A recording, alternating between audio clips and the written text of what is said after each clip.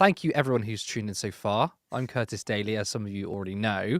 Yeah, I was just saying how it's been a long time. We wanted to do a debrief before New Year's and Christmas.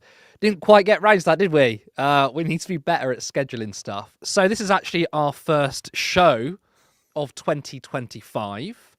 And this is going to be a very, very casual podcast show, not too serious political stuff. It's a special show where we look back at 2024 and then a look ahead. But I can't do it by myself, which is why, of course, I've got the amazing, fantastic, superb Turn Left contributor, Lewis Aaron, with me. Lewis, how are we? Happy New Year. Yeah, Happy I'm New doing Year. quite well, thank you. How's things? Did you have a good one? Yes, I mean, I travelled down to Bristol to see family, and not going to lie, it's always pretty hectic. So I wouldn't say it's a relaxing break, but it's fun nonetheless. How was your Christmas and New Year's? We had the, well, I'd say in-laws, just because it's easier to say that, even though I'm not married, but the in-laws were here. It was hectic. Having 5 people living in a 2-bedroom flat for about 10 days was fun, but we had a lovely Christmas and a lovely New Year. They just missed the snow, but they're now nice and snuggly down in South Italy right now, so I'm sure they're enjoying the mild temperatures of the Mediterranean, while we're stuck here with sleet and snow. Are you kind of snowed up in Leeds? So we did snow, but I didn't see any of it because today I didn't go outside at all. I didn't, Me neither. I didn't even look outside. So I knew it was snowing because someone told me, but I didn't actually look outside. And I think it's now washed away. So if I look outside, to me, it's like it never snowed. I just spoke to my friend on the phone who's coming back from Scotland, and she couldn't even get a train back from York to Leeds. Oh, really? Because, you know, the trains are obviously woke because we can't even, you know, run a train with a little bit of snow in this country because of woke train drivers. Oh, 100% woke, yeah. But she had to get a bus back from York to Leeds because it was apparently so heavy, but I don't know. Well, I wonder how long it takes to get from York to Leeds on a coach or a bus. No not a train. clue. Absolutely no clue. I mean, York isn't far away from Leeds, was it? No, not really. Like I think it's like half an hour in the car. Like 20 minutes on the train. But there's 2 trains. You can get the slow train or the fast train. I was born in Leeds. And now I live in Leeds. And now I live in London. You don't live in Leeds, you're in London. No. You're a traitor to the north. I am. I can get a bus every 10 minutes. You've got to wait an hour. Lucky I live in the city centre by design. We are waffling. We are waffling. Today's show, we are going to have a bit of fun. I've got it on my phone, the agenda. We are going to look at the highlights of the year. And we're going to do, both of us, I've got a hero and a villain of the year. I also want to see people in the comments put your hero or villain or any highlights of the year. Please put it in there because we might forget. Because one of the things we're going to talk about is also the highlights of the year. So put it in the chat. We do have one rule though, and that Benjamin Netanyahu cannot be the villain. I feel like it's obvious why, but I'm going to explain anyway, because everyone would choose him. No, so because you've become a Zionist over Christmas, you were infiltrated. Yes, yeah. I've become a Zionist in 2 weeks. It's crazy how quick things turn around. So I just thought, you know what, if we're going to do heroes and villains and we want to get different perspectives, I kind of think that Benjamin Netanyahu shouldn't be on there because he is a villain. That's a foregone conclusion. We're going to be talking about the different political parties. We're obviously going to talk about this first 6 months of a Labour government. We're going to talk a little bit about US issues and, of course, some foreign policy. We are going to look at 2025 as well, probably in the second half of the show. What the left can do, what Labour is going to look like, or is Starmer going to stick around? We are going to talk about the right-wing split. I know that technically happened last year. Sorry, I still think it's 2024.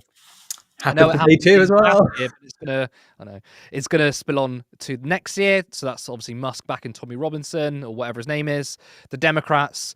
But also going to do a special section of a Q&A. I really want to do this last year, but we didn't do it. So we are going to do it. So please give us your questions. They don't have to be like specifically about a political topic. It could be anything, any questions you're interested in, whether you're interested in me, Lewis, the other team members, Turn Left, what our plans are, whatever. Please give us your comments and we will have a special Q&A session. Should we go straight into it? Sure, let's go. Yeah, so I think what we're going to do is we're going to talk about our heroes and villains of 2024. Again, if you guys watching at home have some, whack it in the comments. I'm sure you do. I'm going to talk about my first one, and it's going to be a hero. So this is my hero of the year. So I gave it to Carla Denya. A few reasons why. Obviously, being biased that she's a left winger, of course, but specifically with Carla Denya, I think she ran a really good local campaign in Bristol. It wasn't just, of course, look, people are disenfranchised with the Labour Party. They voted Green, but I think specifically with Carla Denya, she was really, really effective, and people voted for her specifically, not just the Green Party name. And also, part of the reason why she gets the award is this image. That is Thangam Debonair, and she's literally looking her nose down at Carla Daniel, looking down her nose. If you haven't seen it, and most of you probably have, some video clips and obviously later interviews of her being just so what's the word I'm looking for? Just I don't want to swear too much, I guess, but Bitter. a sore loser, and she would try to be conciliatory, but she's like grinding through her teeth. So that image was also really, really funny. I mean, what do you think of my pick? No, I think For she's an absolutely fantastic pick. She is great, great grassroots campaign. I do feel like the Greens, however, do need to move more into a kind of like populist front, not in the populist sense of just making shit up just to get votes and power, but they need to be capturing the attention of people through their policies in a more populist way. You know, I've been back and forth about the criticism of how much attention reform get, and I do feel like there is some fair criticism about how much attention they get. Say they've got 5 MPs and the Greens have got 4. But, you know, I was listening to, who was it the other day? Lewis Goodall, the newsagent, and he basically said, look, the game's changed. Like, they're still playing a bit of the old game, the Greens, and the Reform are playing this new game. So they're getting the attention because they're making it, right?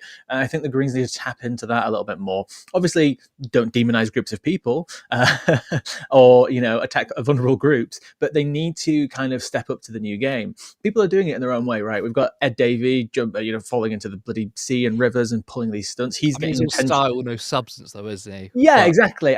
He's kind of going in the direction of getting the attention, the way kind of Boris Johnson did with his yeah, stunts before he became, even before he became PM, like on the way to his mayorship to London while being the mayor of London, on the way back to being an MP, he pulled all these stunts, but he was able to do it mixed with his personality, and it worked for him. Ed Davies trying to do these stunts and not having the rhetoric to kind of go with it. I don't think. I think he's got some good ideas and good plans, but he's still only capturing. You're getting the buffoonery without the I mean, substance. we kind of discussed this before the show, but how Yeah. much of a fluke do you think it is for the Lib Dems that it's not necessarily, because in terms of seats they did really, really well. Was it 72 seats they got? I think About that. 72. Yeah. And how much was it that people tactically voted for the Lib Dems rather than Ed Davey? Because Ed, I don't. Right, Boris Johnson was the bubbly, funny sort of persona guy, but he did have a kind of political message behind him. And towards his later years of his career was Brexit. And Ed Davey doesn't have any political source. It's just, oh, look at me on the water slide or whatever it is. So I feel like most of it is just tactical vote, and Yeah. maybe people within the Lib Dem party and him himself think, oh, it's because of him, and they might try and rerun the same election campaign next time, but the political makeup is going to look so different. You can push back on me if you want to, but you know, at least I think when I think about Davey, obviously he has been in politics much longer, right? He was in the the coalition government, right? So he's obviously got the ability to have more reputation because he's been doing it longer. When I think about Davey, I think of the stories about him being a carer for his son and being a carer for his mother, I think, who died. Yeah. And and then obviously he's very big on healthcare and the care system, and that's kind of all I can really think of. And obviously I associate him with the post office scandal too. The problem I have with Carla is that, yes, she's green. It's obviously it says it on the tin. I still don't really know or have a sense of what the Greens still really stand for. Like, what's their flagship policy? I feel like I haven't either felt it enough or be able to recall it very quickly about what it is they actually want to do. Because at least when I think of the Lib Dems as one of the smaller parties, is that it's healthcare, care, healthcare. That's all they talk about. I still don't feel like I'm getting that message from the Greens as much. Or is that just because they're not getting the attention they deserve? Or is it because Well, they're not making the attention? I mean, okay, I think we're going to have this discussion in the 2025 portion, but I think it's worth talking about now Okay, anyway. sorry, I'm already getting ahead. No, that's fine. I mean, we'll talk a little bit about them, but I suppose we can then come back to this topic when we get to 2025 because we can have a more in-depth thing. But okay, taking off like because we are political nerds. We talk and think about politics every single day. It's trying to put your head in a space where you're not a political person. You just vote every 4 or 5 years. How are the parties perceived? I would say the Lib Dems are perceived as just literally just the between the middle of Labour and the Tories. Whether that's true or not, right? I think people. I mean, that's how they've campaigned themselves for a long, long time.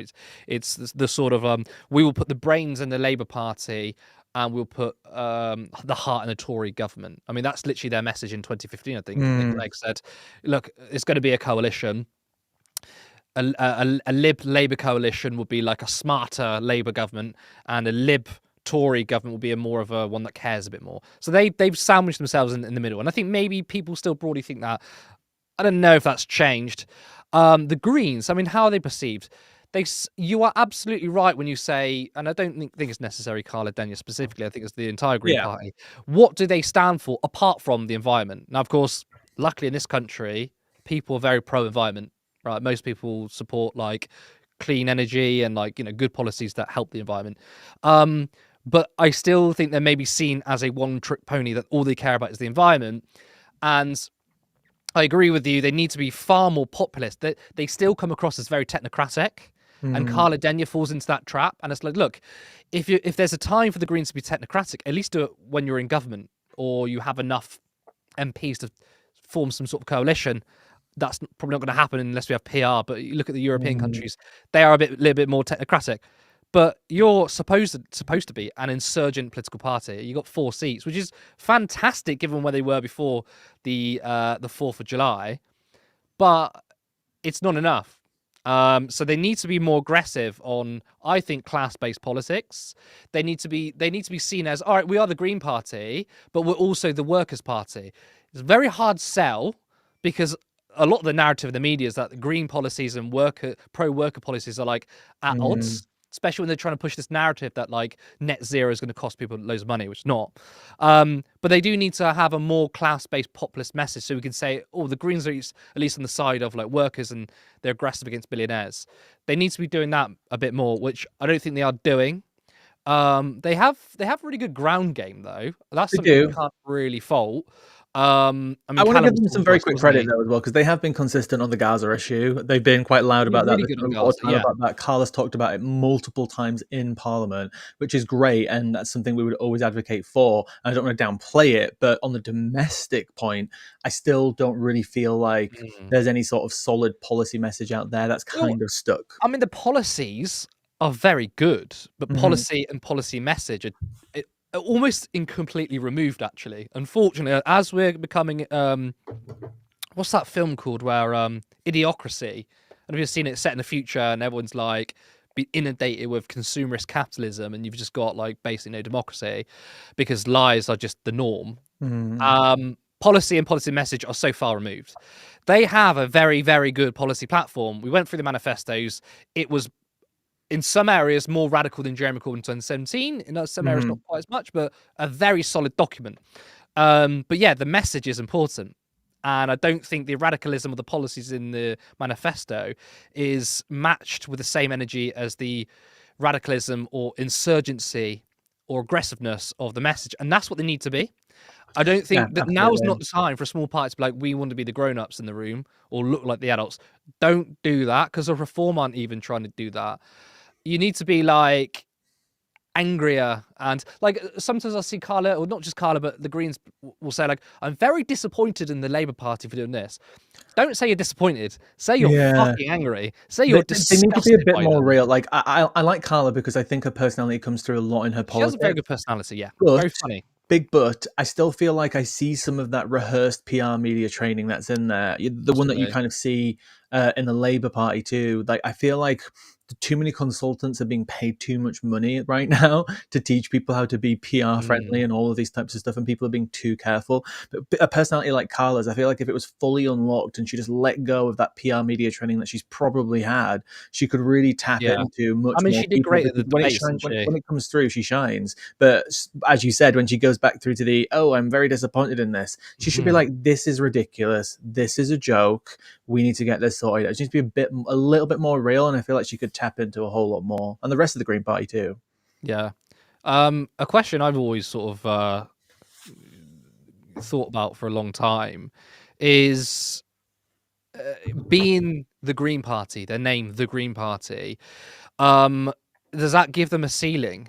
Because even though most people care about green issues, does that mean it's hard for them to talk about class-based politics because they're always associated with just the environment? So no matter how hard they try or how much messaging, they'll always just be confined to the Environment Mm. Party. Whereas like Labour is a party of government.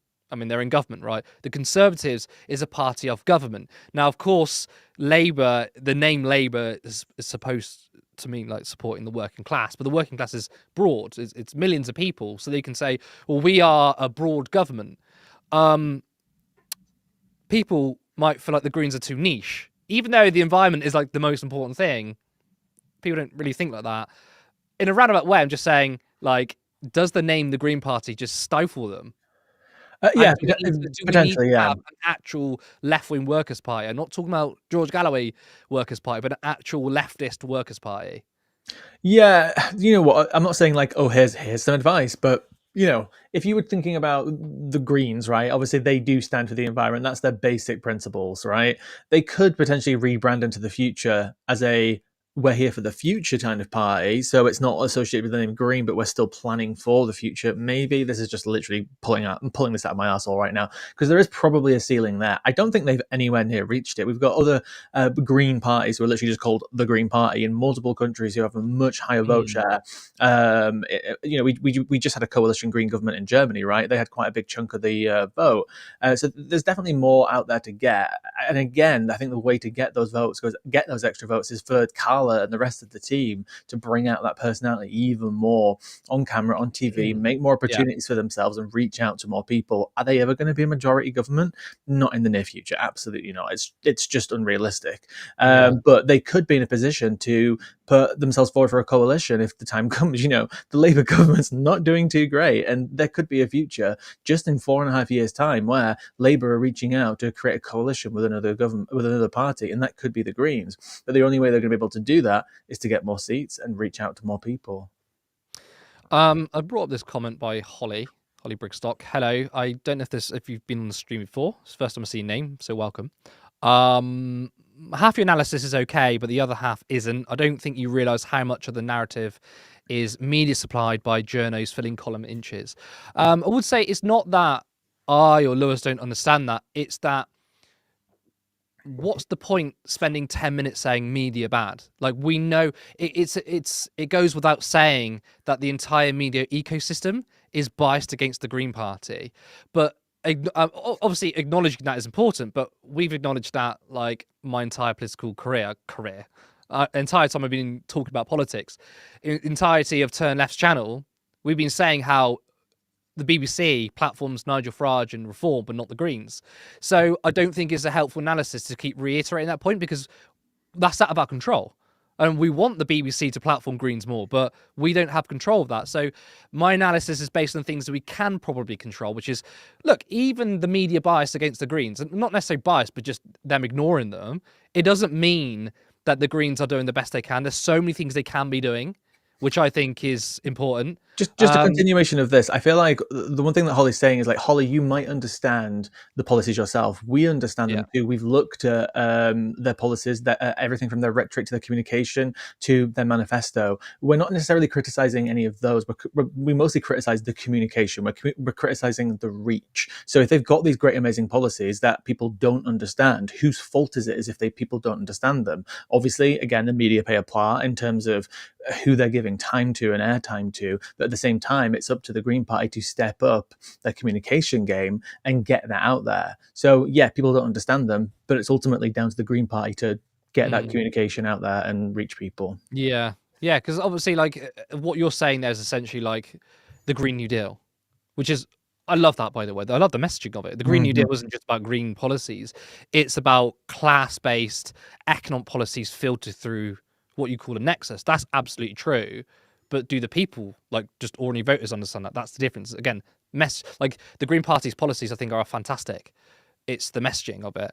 But I mean, Holly did say we have analysed this to death a bit. Maybe we should probably move on. We're doing my hero, we're doing your villain.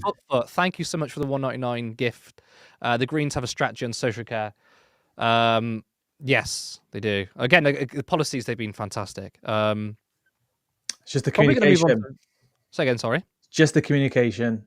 Yeah. They need to get out there. Let's go on to the villain.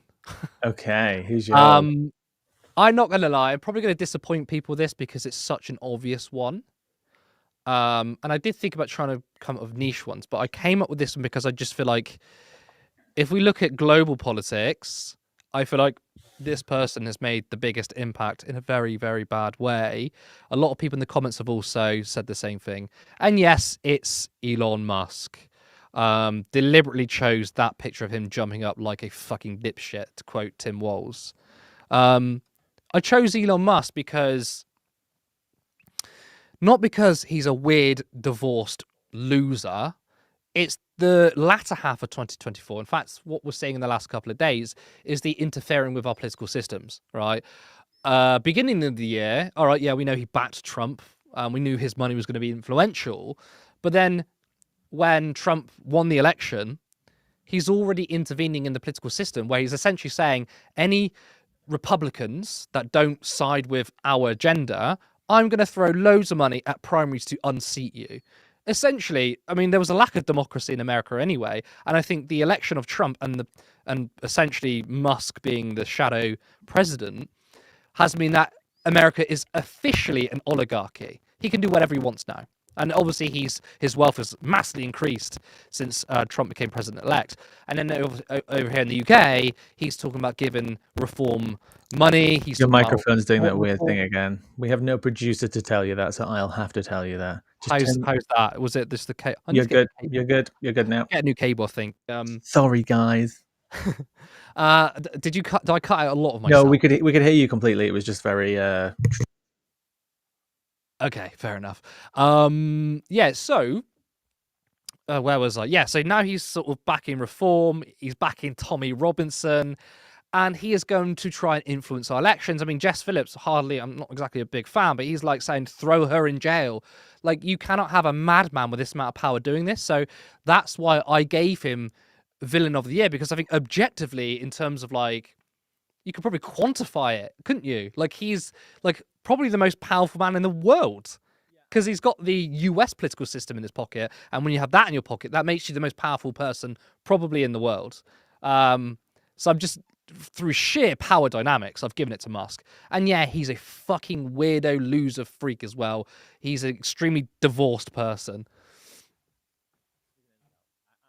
You've now gone mute. You've muted yourself. Oh my god, what's going on? Fuck. Oh, sorry, guys. When I did that to demonstrate the noise, I muted my microphone. You actually muted yourself. Fantastic. Thanks, guys.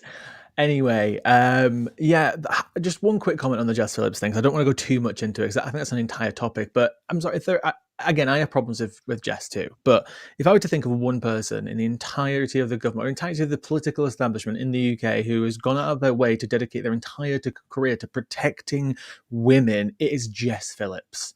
Like, despite any of her faults, despite some of the things I disagree with her on, she is the epitome of it, in my opinion. I can't think of anybody else. She's the person who reads out the names of women who have been killed in Parliament every single year. She reads off the entire list.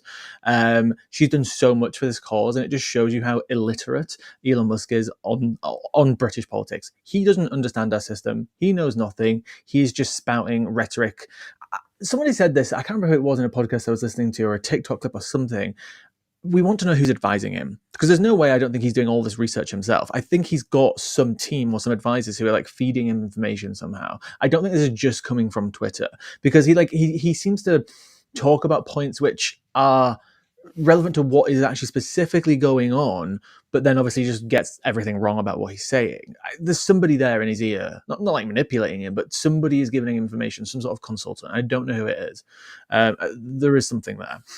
But I agree with the villain thing. But the Times Person of the Year is obviously given to the person who they think is the most influential person in the world, whether it's good or bad, evil or not. They give it to that person. They give it to Trump.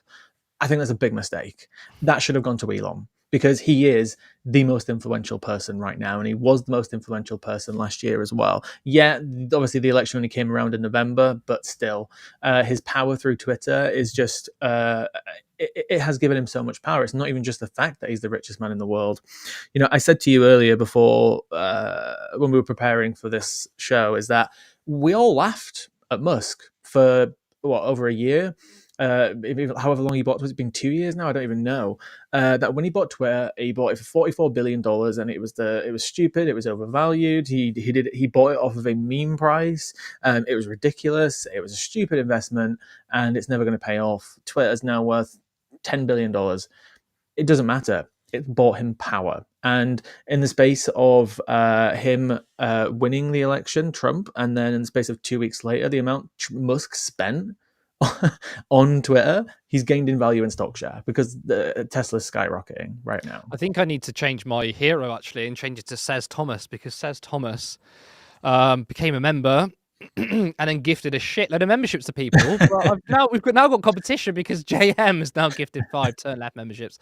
You're the true heroes of the year. Yeah. Thank you so much, guys. Thank you so much. Sorry, you carry on. I did cut you off there. No, absolutely fine. Where was my train of thought? This is what I'm really bad. But yeah, Musk has bought Twitter. We laughed at him. It's given him lots of power, and he's now worth about $500 billion. It's a joke. It's insane. It's oligarchy. He is the boogeyman that the right have created from the left. You know, they created this boogeyman. His name's George Soros, or collectively we'll just say it's the shadowy elite people. Often that is anti-Semitic conspiracy theories. And all of these conspiracy theories that the right have bought into for years, that these rich billionaires, Bill Gates, they're trying to, depopulate the world. They're trying to put things in our food. We have a guy who is the richest man in the world, worth $500 billion, who is putting chips in people's brains. Right now, there is a guy with a chip in his brain that Elon Musk put there. Not himself, but his company. A guy who is influencing elections in Germany, the UK, the US. He's getting involved in fights with judges in Italy, in Brazil. The list goes on. This is the boogeyman the right created, but he's with them, so they don't care. It's a joke. I don't know what's going on, but we've now got another extremely generous viewer, Celonon Fay. Please tell me if I butchered that name. Also gave a bunch of memberships out, and this channel honestly gives me so much hope. It's an investment. That means so much. When people say in the comments section, it gives them hope or it makes them feel better, that is priceless in a way. And I know you've just given money to the channel, but still, thank you so much. I can't believe it. This is probably the most successful stream we've ever had so far. Thank you so much, guys. Yes, we are channeling the 2025 Turn Left greatness. I think now this is getting silly. Stop it, guys. Don't stop it. But I don't know if I'm going to be able to, thank everyone, but I'll try my best. Okay, let's go to yours then. You want to go for hero or the villain first? What do you say? We'll go for hero. You've actually got 2, haven't you? I have. So I kind of cheated. So I've done a political one and a non-political one. So I'll do my non-political one first, and that's Giselle Pellico. And just to remind anyone, that is the awful tragedy of the woman in France who I don't want to. Who cares about the channel getting demonetized on the stream because it's fine. Fuck it. She got raped by 17. Made our money back anyway from our viewers. So. You got to be careful with some bloody words, haven't you? Algorithms. She was raped by at least 70 men that her husband sold her out to while she was sleeping because he drugged her. 50 of those have now been convicted. She had the chance to go through this entire case completely anonymous with nobody ever finding out who she is. And she chose to do the complete opposite and made herself completely open to the public throughout this entire process, letting people who are the jurors, watch these tapes of her, and she actually encouraged the judge to make sure that these tapes were shown because they weren't going to show them. She encouraged it in court. I'm literally actually having goosebumps right now talking about this. And she made all of those men get convicted. Around 50 of them. There was around another 20 who they couldn't find. And she stood up in front of the cameras and she got all these men sent away. She is a hero.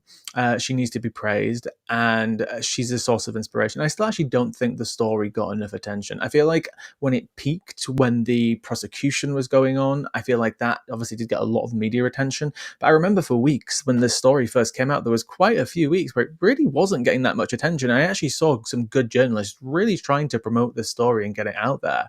And it struggled actually at first to kind of take off. And I thought this is one of the biggest sexual abuse cases probably of our lifetime that we're ever going to see. It's absolutely insane. And I feel like what she did is an absolute inspiration, and it exposed so much about the society that we live in. It is slightly political, obviously, because there's issues in France around the definition of rape, around the definitions of consent, and all of these issues, which are hopefully now getting resolved. And I think they've made some promises to resolve this terminology and legal issues. But Giselle Pellico will absolutely go down in history for me. I think it's really touching and really important that you've chosen her as one of your heroes, because this is a political channel. And I know there's politics behind it all when it comes to like consent laws and stuff. Everything's political, but like she's not a political figure. So maybe a lot of political channels, if they were to do a similar thing, would not choose her. So I think it is really powerful that you've chosen her. I mean, we were kind of discussing this earlier again, and I try and say something on this, but I can't get the words up because I don't have any words to say about how disgusting and horrific this is. But I almost don't want to focus on these bastards and what they did to this woman. But that she's and you also said this as well. Like, she is brave, but calling her brave would mean that those that didn't speak up are not brave. That's not the case. Everyone is, going through this is an extremely tough thing to go through, but. What a remarkable woman to face these people and to face the legal system, which is still incredibly biased against women in a lot of ways. Yeah. She's reliving her trauma over and over again, not just to get justice for herself, but justice for all people who face such horrific sexual violence. And this is like one of the very, very extreme examples of extreme sexual violence. It is beyond almost comprehension. And he only got caught by chance as well. She would have never have known if he got caught upskirting, taking a picture upskirting a girl, and I think it was in a supermarket, I think. And that's how they ended up arresting him for that. And then they found everything else through his phone, I think it was, or they had to go to his house and take his computer, I think. So it was literally like a happenstance, which is just absolutely incredible. So just think how many more other people out there who have done crimes to this scale, even worse, who've just never been caught because it's just because of happenstance. Okay, do you want my next hero? Again. What was that? Sorry, I just showed a picture again. Oh, thank you. Just to those watching, we can dedicate the show to her. Actually, I know you could dedicate anything to anyone, but it's just it is such a harrowing story. But you do have another hero, don't you? I do, yeah. So to go onto the political spectrum, I chose Rashida Tlaib. Sorry, I've clicked the wrong one. There we go.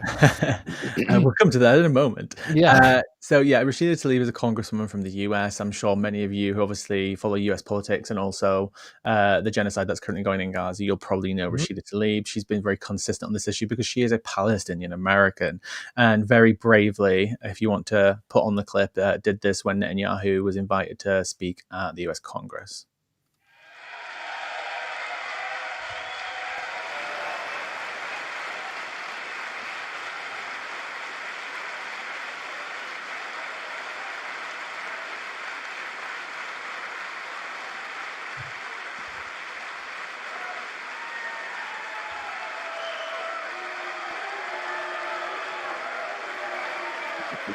Some of these protesters.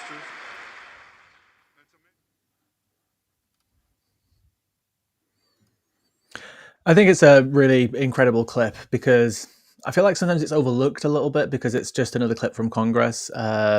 we see thousands of clips, not thousands, hundreds of clips a year from like places like Congress and Parliament. So I feel like it can sometimes get watered down by that. But just think about what's happening in that picture, right? She's a Palestinian American. She is surrounded in an elected house of the most powerful country in the world, who is actively funding and has passed multiple bills to actively fund the genocide of her people. And she has the opportunity to sit there, almost forced to be sit there in a sense. She could have left, but she obviously wanted to face her attacker, because it is her attacker. It's her people who are being genocide, and she had the opportunity to take that moment and kind of almost like steal the light away from Netanyahu, who is sat there. The guy who's very guilty of committing a genocide against the Palestinians and many other war crimes, and face him. And I think that's very powerful. But I think, again, the deeper side of it is she's stood around people who are actively clapping this, which is Yeah, there's so to many be levels to surrounded it. by I can't people even process clapping the it. genocide of your own people. Yeah. I mean, it just shows what an incredibly good person she is. Because if that was me, I'd be fucking throwing punches left, right, and center in Minecraft. Because your people are being genocided. You've got people around you like sycophants clapping at this monster who's doing it, and it's not just that, which is obviously incredibly tough to deal with, but the abuse that she has had. One, because of her skin color, being a Muslim woman, and two, because of her stance on Palestine. Because obviously she's Palestinian, but not a Palestinian American. But other people who are not Palestinian in their blood support the cause, and they've also had the treatment of Hamas supporters, anti-Semitic. And it must be so insane to say, look, my people are being killed and I'm against this. And then you're then told by AIPAC and people in the media and people not just in the Republican Party, but the Democratic Party saying, well, you just hate Jews. It's just fucking unbelievable. I think there's also a deeper irony within all of this, to go slightly historical, but look at the historical context of the US. Right, this is the most powerful country in the world, which was built on stolen land, built on a genocide, which is actively supporting a group of people who claim that they're claiming their land from 2,000 years ago. So the genociders are being supported by people who stole land, and they're saying that their land was stolen. Like, there's just so many layers of weird, fucked up genocidal irony in all of this that you could talk about it forever. And obviously we talk about this so much. But yeah, she's my hero of the year. I followed, the Squad in the US for years, ever since they were hailed and named the Squad.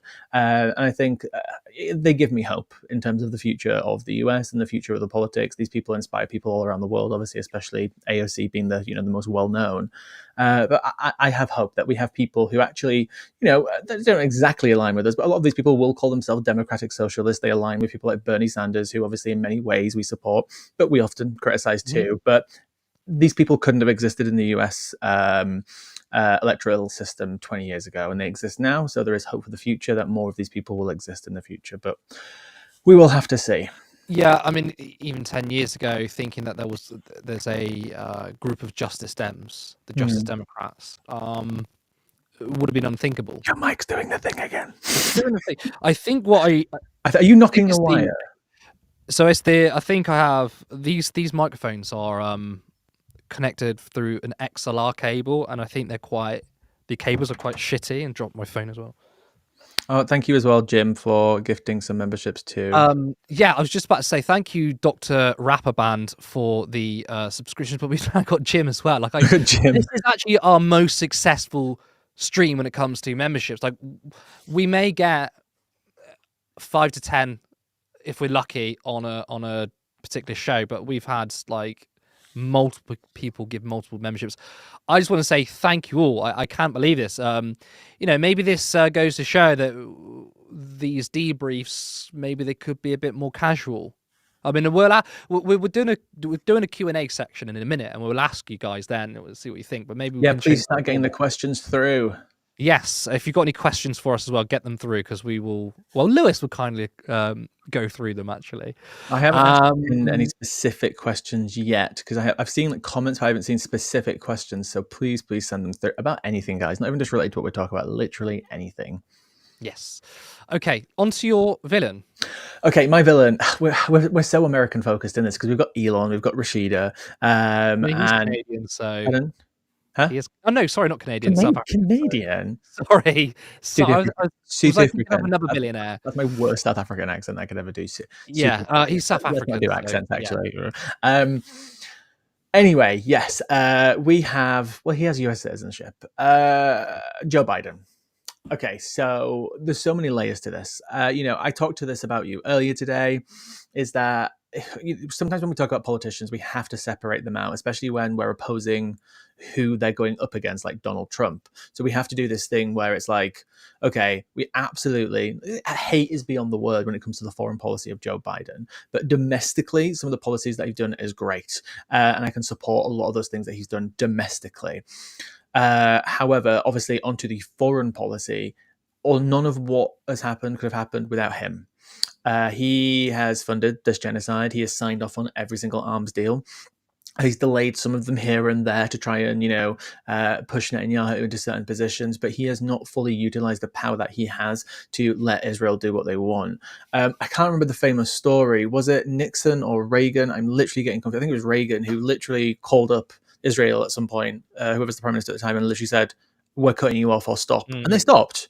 I can't remember the exact story. Back then are like more brave than Democrats today. But then I think we spoke about this before. If you were to like import them from that timeline into today, they wouldn't be principled and stick that stand. That stand? I don't know if that makes sense. Would stick to that stance because they're weather vanes. They go where the political sort of wind is blowing, aren't they? And I think it was more, in a way, more acceptable to be a bit stronger against Israel then because of the like APAC and stuff, and the money behind, or the money in politics has only grown, and therefore influence has grown. Yeah, absolutely. And I listened to. I mean, everyone says that was Reagan. It was Reagan, yeah, that was Reagan. Thank you. Sorry, Ed. Sometimes I feel embarrassed when I try to pull like a specific circumstance out of my head and I can't say it word for word. I'm like, this thing happened. We all can't be fucking No Justice, where she's got like a computer in her head and just she's recall a anything. Encyclopedia. Helena is insane. Absolutely insane. So I listened to an interview at the weekend with the New York Times with Anthony Blinken, and they were talking about, obviously, foreign policy pretty much all the way through. And he was saying, in the background, we were basically doing all these things to push Israel. And, I think the interview actually did like a good job. They could have done a better job, but a good job in really pushing back. And they were saying, you guys said don't enter Rafah, and they entered Rafah. And he's like, he was like, well, actually, we made them enter Rafah in a different way than they wanted to. And it's like, really? Like that's your answer? There was one point when they were talking about humanitarian aid and how Israel didn't. He literally said Israel did not want to give humanitarian aid, which if they didn't, and preventing it would be a war crime, and obviously they're being investigated for that right now. And then he said, I sat down for 12 hours. I was so tired. I didn't eat, and I made them give humanitarian aid. I changed their mind on it, and it's like, do you not hear what you're saying? Do you really not hear this? And this is the Biden administration. He has funded and allowed this genocide to go on. He could have stopped it, and he hasn't. He gave multiple warnings, which turned out to be complete bluffs. He never actually followed through on absolutely anything and continued to send the weapons over. Why? Because it's in the US's interest. But also, there's so many layers to this of why I chose Joe Biden. He was supposed to be a one-term president. Now, can I say for certain that if Biden never ran for a second term and never intended to, and there would have been a full primary and a better candidate would have been chosen, that Trump wouldn't have won? No, I cannot say that, because this year has been the year of the anti-incumbency. Most people have been kicked out of office over the last year, and that's due to many factors, economic, yada, yada, yada. But with Biden, he messed it all up. He said he was going to run, and then the debate happened, and then he still wasn't going to pull out, and then he kind of got convinced to pull out, and then eventually he pulled out. But at that point, she had, what was it? What was the timeline again? I literally forget. July, was it, I think? She literally had weeks to prepare all of this, and she had no choice but to... sorry, I keep saying she. I haven't specifically said Kamala Harris. Kamala Harris didn't have any time to hire her own team. She had to take Biden's team. And maybe she could have pulled it out of the bag if she had a longer time. I don't actually buy into that, really. Do I also buy into the fact that the establishment Democratic Party would have ended up picking a candidate that could beat Trump? Who knows? We never know what might have happened. We knew Bernie wasn't going to run. But at the same time, ultimately, all that responsibility lies with Biden. Annie, what did he say recently? What you told me earlier? He said that actually, if he stayed in the race, he would have beaten Trump. Bullshit. Absolute bullshit. Delusional. By the way, thank you again, JM.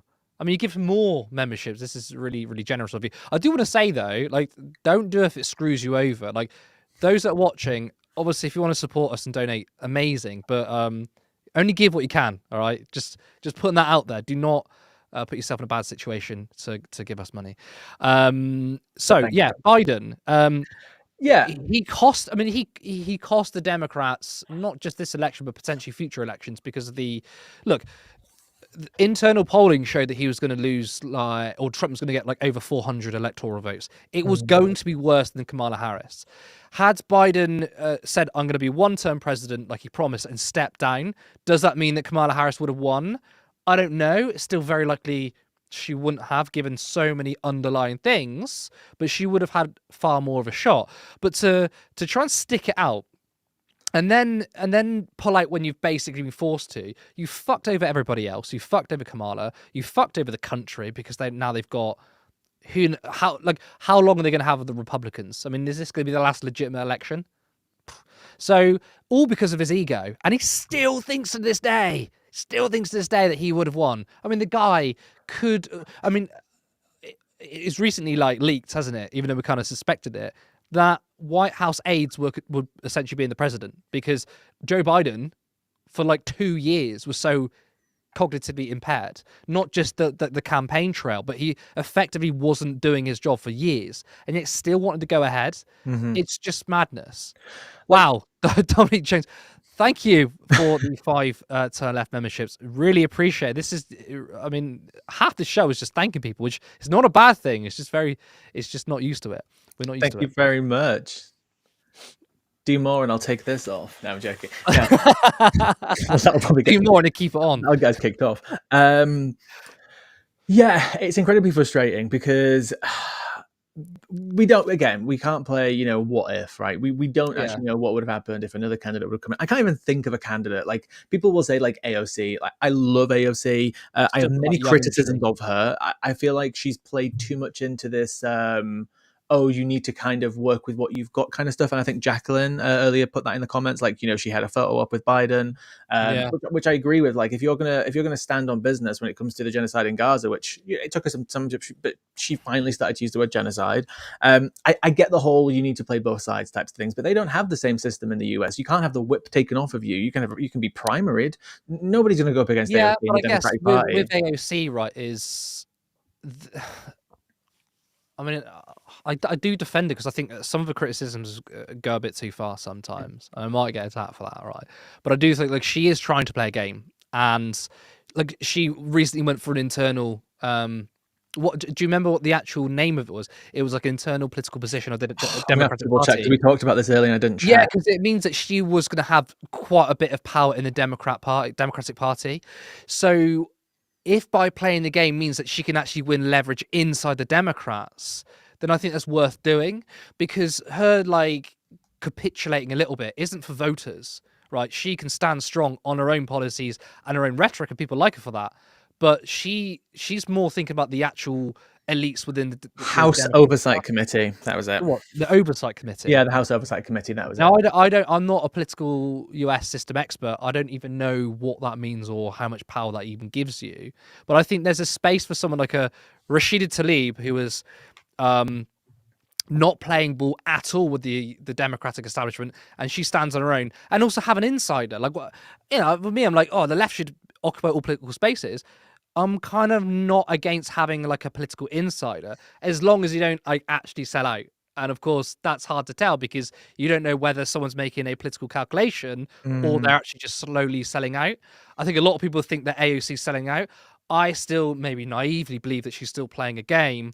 And look, the system is entirely different to the UK system. I know you can get your whip removed and shit, but like, it's entirely different to like Starmer playing the game, because he's not playing the game because he's left wing. He's not really playing a game. He's just controlled by Morgan McSweeney. Maybe more on that later. But I do think that AOC really still cares about her issues. I don't think she's a sellout, and she's trying to leverage inside the Democratic Party. Maybe people watching might be thinking, you're so fucking naive. Yeah, and people might think that, but obviously we can only tell with time, right? Obviously, Yeah. there are people out there who come into politics and they stand on business and they eventually just give into the establishment and they become the establishment. And that could still happen to AOC. Who knows? I'm not going to be one of these people who, there's no politician out there, well, maybe for you and Jeremy Corbyn, but there's no politician out there who I will just defend forever for no reason. Hey. But I'm not a stan specifically of any politician. Yeah. I don't feel like we're being naive. I feel like she is playing the game, but obviously to what compromise, right? She uses the word genocide when it comes to that type of when it comes to that issue specifically. But at the same time, people think she's giving too much into the establishment. So only time will tell.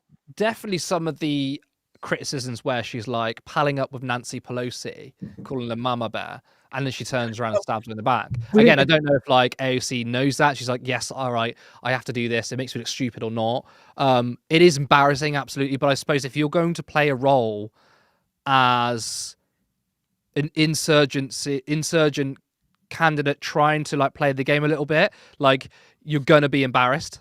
And maybe she knows that and she's just going to take it on the chin because she thinks the long-term strategy is better. Don't know. Nancy Pelosi made sure from a hospital bed that he got the oversight committee spot instead of AOC. That's what you said to me earlier, wasn't it? Yeah, we talked about this earlier, and thank you, Samantha, for reminding me about that. So just if anybody doesn't know, that when AOC was trying to become the head of the oversight for the Democrats, He has cancer. Like, yeah, no. So Nancy 80-year-old Pelosi was cancer. hospitalized in, someone remind me, was it either Luxembourg or Switzerland, I think, because she fell over and she, from a hospital bed, she was pulling strings so AOC wouldn't become the head of the oversight committee for the Democrats, and instead it went to some like 80-year-old Dem who's literally got cancer. And they keep asking the question, why did we lose the election, guys? I wonder. It's absolutely insane. We can be thankful for someone like Nancy Pelosi pulling the strings, which eventually led to Biden stepping down. But obviously that was too late and it was for nothing. But she's obviously pulling the strings in the wrong way, and it's a joke. It's a joke. They're going to keep pulling out establishment politicians to be at the top of the party, and they're going to keep losing or barely scraping by. Should we go to our Q&A? Yeah, let's go for it. However, I haven't seen many very specific questions. I've put some yellow stars in that are questions, and as we get into the segment, possibly people might be asking more direct questions. So, yes, we are going to do a Q&A. I don't know how long for until the questions run out, I guess. But please, just write in the chat like anything you want to know about me or Lewis or the other guys, or I don't know, about the turn left, anything. Please let us know.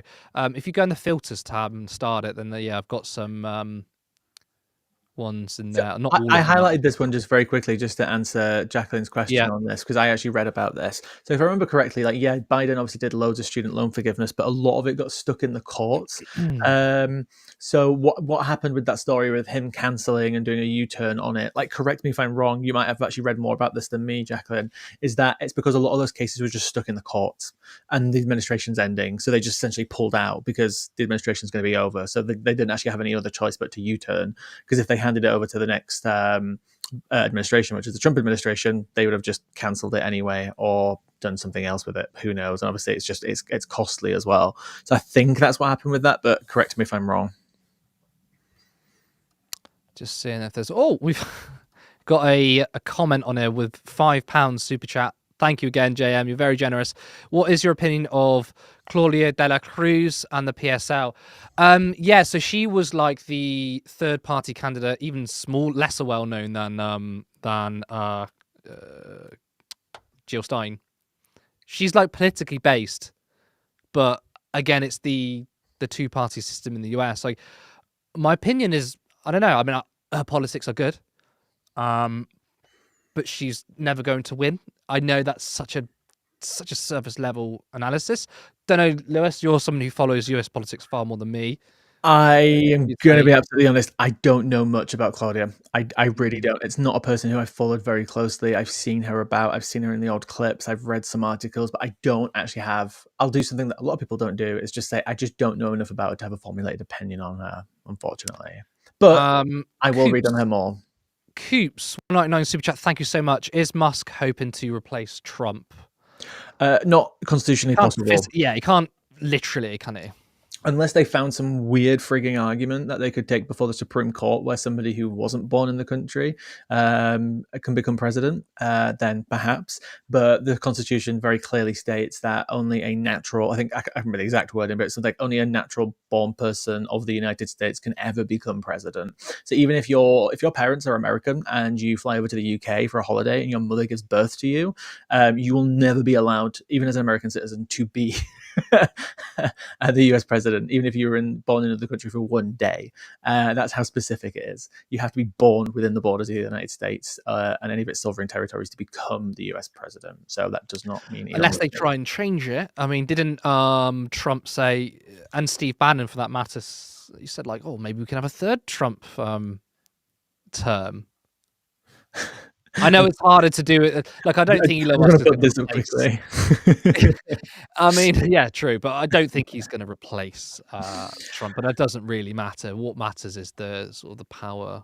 So actually, Vicky, if I remember correctly, he actually renounced his American citizenship because, yes, Boris was born in New York, I think, and you automatically get citizenship.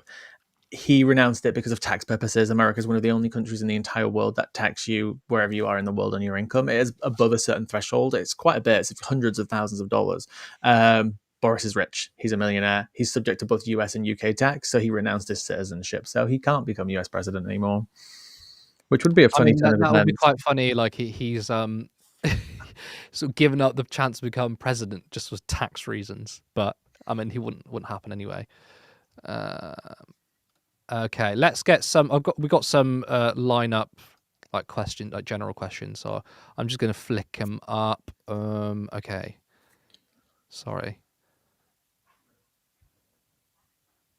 Flow Snake, are the mics phantom powered? This is phantom powered, I believe. It's the Shure SMB. What does phantom powered mean? It means that it can't run on its own. You have to like plug it in, and it gives it power. Oh, So okay. this microphone is like I think it's a dynamic mic. Yeah, the Shure SM7B. It plugs into an audio interface, which gives me control of the volume and other things. And yeah, it adds power to it. So it's not battery power, but I think it's just the cable that's kind of shitty. I do need to get another microphone though, because I technically have a mic that I think is actually meant for more gaming than podcasting. I bought it because it looked pretty like 2 years ago, and I really need to upgrade. Graham, how much do I need to donate to buy you new cables? You don't have to donate anything. It's not an obligation. It's completely up to you. I mean, I've got cables lying around somewhere. I just don't know which works and which doesn't.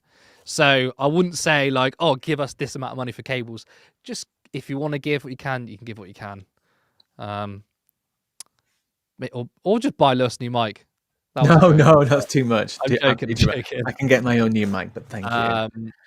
Oh, okay. How do we get rid of Keir Starmer? Well, I'm sure Morgan McSweeney's already working on that. Yeah. Ask that question is more appropriate for Morgan McSweeney, isn't it? Because he's the one who's actually deciding. I've heard a lot of rhetoric about many parties regretting their decision to allow members to elect the leaders. Of course, yeah. I've heard that both on the Conservative side, I've heard it from the Labour side, because it's not actually an old thing for the majority of modern political US UK history. You couldn't nominate the way we do now. You couldn't vote. It's quite a new thing, and obviously that leaves people up to on the Tory section, people becoming leaders who are a bit more extreme, and obviously what people would say on the right allowed someone like Jeremy Corbyn to come into power, who people would call really far left, and. There's a lot of rhetoric around that. So obviously one way to get rid of him is a vote of no confidence. The members will then have to vote for somebody else. I don't know if there's any levers of power within the party specifically. You're good on the internal actual Labour Party stuff. Is there anything the actual members could do without a vote of no confidence to get rid of Keir Starmer besides an actual coup? Is there any process through that you know about? No, not for the members. The only, and that's the thing, they could have potentially had the power to do it had the last Labour leadership pushed through open selection. So the members, would have been more the CLPs, but they're one of the same members and CLPs, right? would have had the chance to essentially recall their MP and say, or sorry, let me rephrase that. Every election when it's called, the incumbent MP is kind of like automatically selected, and in order for them to be recalled, there has to be like a threshold of CLP votes, right, which are currently being rigged by the leadership. Open selection meant that any time an election was called, the incumbent had to fight for their seat every single time. So there would be an internal contest that was democratically decided by members in the CLP. So even if you had like Jeremy Corbyn, right, the leader of the Labour Party, and he's been the MP for Islington North under Labour until recently for like 40 years, he would have had to then stand and say to the CLP, please re-elect me as your candidate. Maybe there would have been certain rules about like not doing it for the leader, because that would be kind of silly. Imagine if they just deselect the leader, although Jeremy Corbyn's very popular inside the membership. But it was basically more democracy. Had that been in place, then there would have potentially been a system where the local CLP in Holborn and St Pancras, Pancras, am I saying that wrong? Because one's the Pancras. One's the booty hole, isn't it? I think Pancras. St Pancras. Sorry. Pancras. And they could have said, look, we, come the next election, we're actually selecting another candidate. Would have been unlikely. But no, there is no actual power. MPs can stage a coup on their current leader. They tried to do it with Jeremy Corbyn. That's not very successful, though, either. However, the difference there is the PLP tried to stage a coup against Jeremy Corbyn, but he had the backing of hundreds of thousands of members. Now, even though hundreds of thousands of members voted for Keir Starmer, they voted for a left-wing or centre-left Corbynite Starmer. Given who he is now, he won't have that solid backing from not just memberships, but like CLPs and trade unions. He doesn't have any power.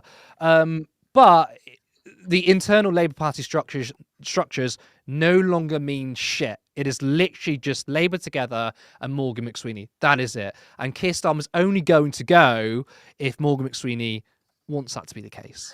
Yeah, or if there is another person in the party who's got quite a lot of political power and capital that we just simply are not aware of, perhaps. There are many factions behind the scenes who might not have yet been reported on, or we might not really know about, because that happens all the time.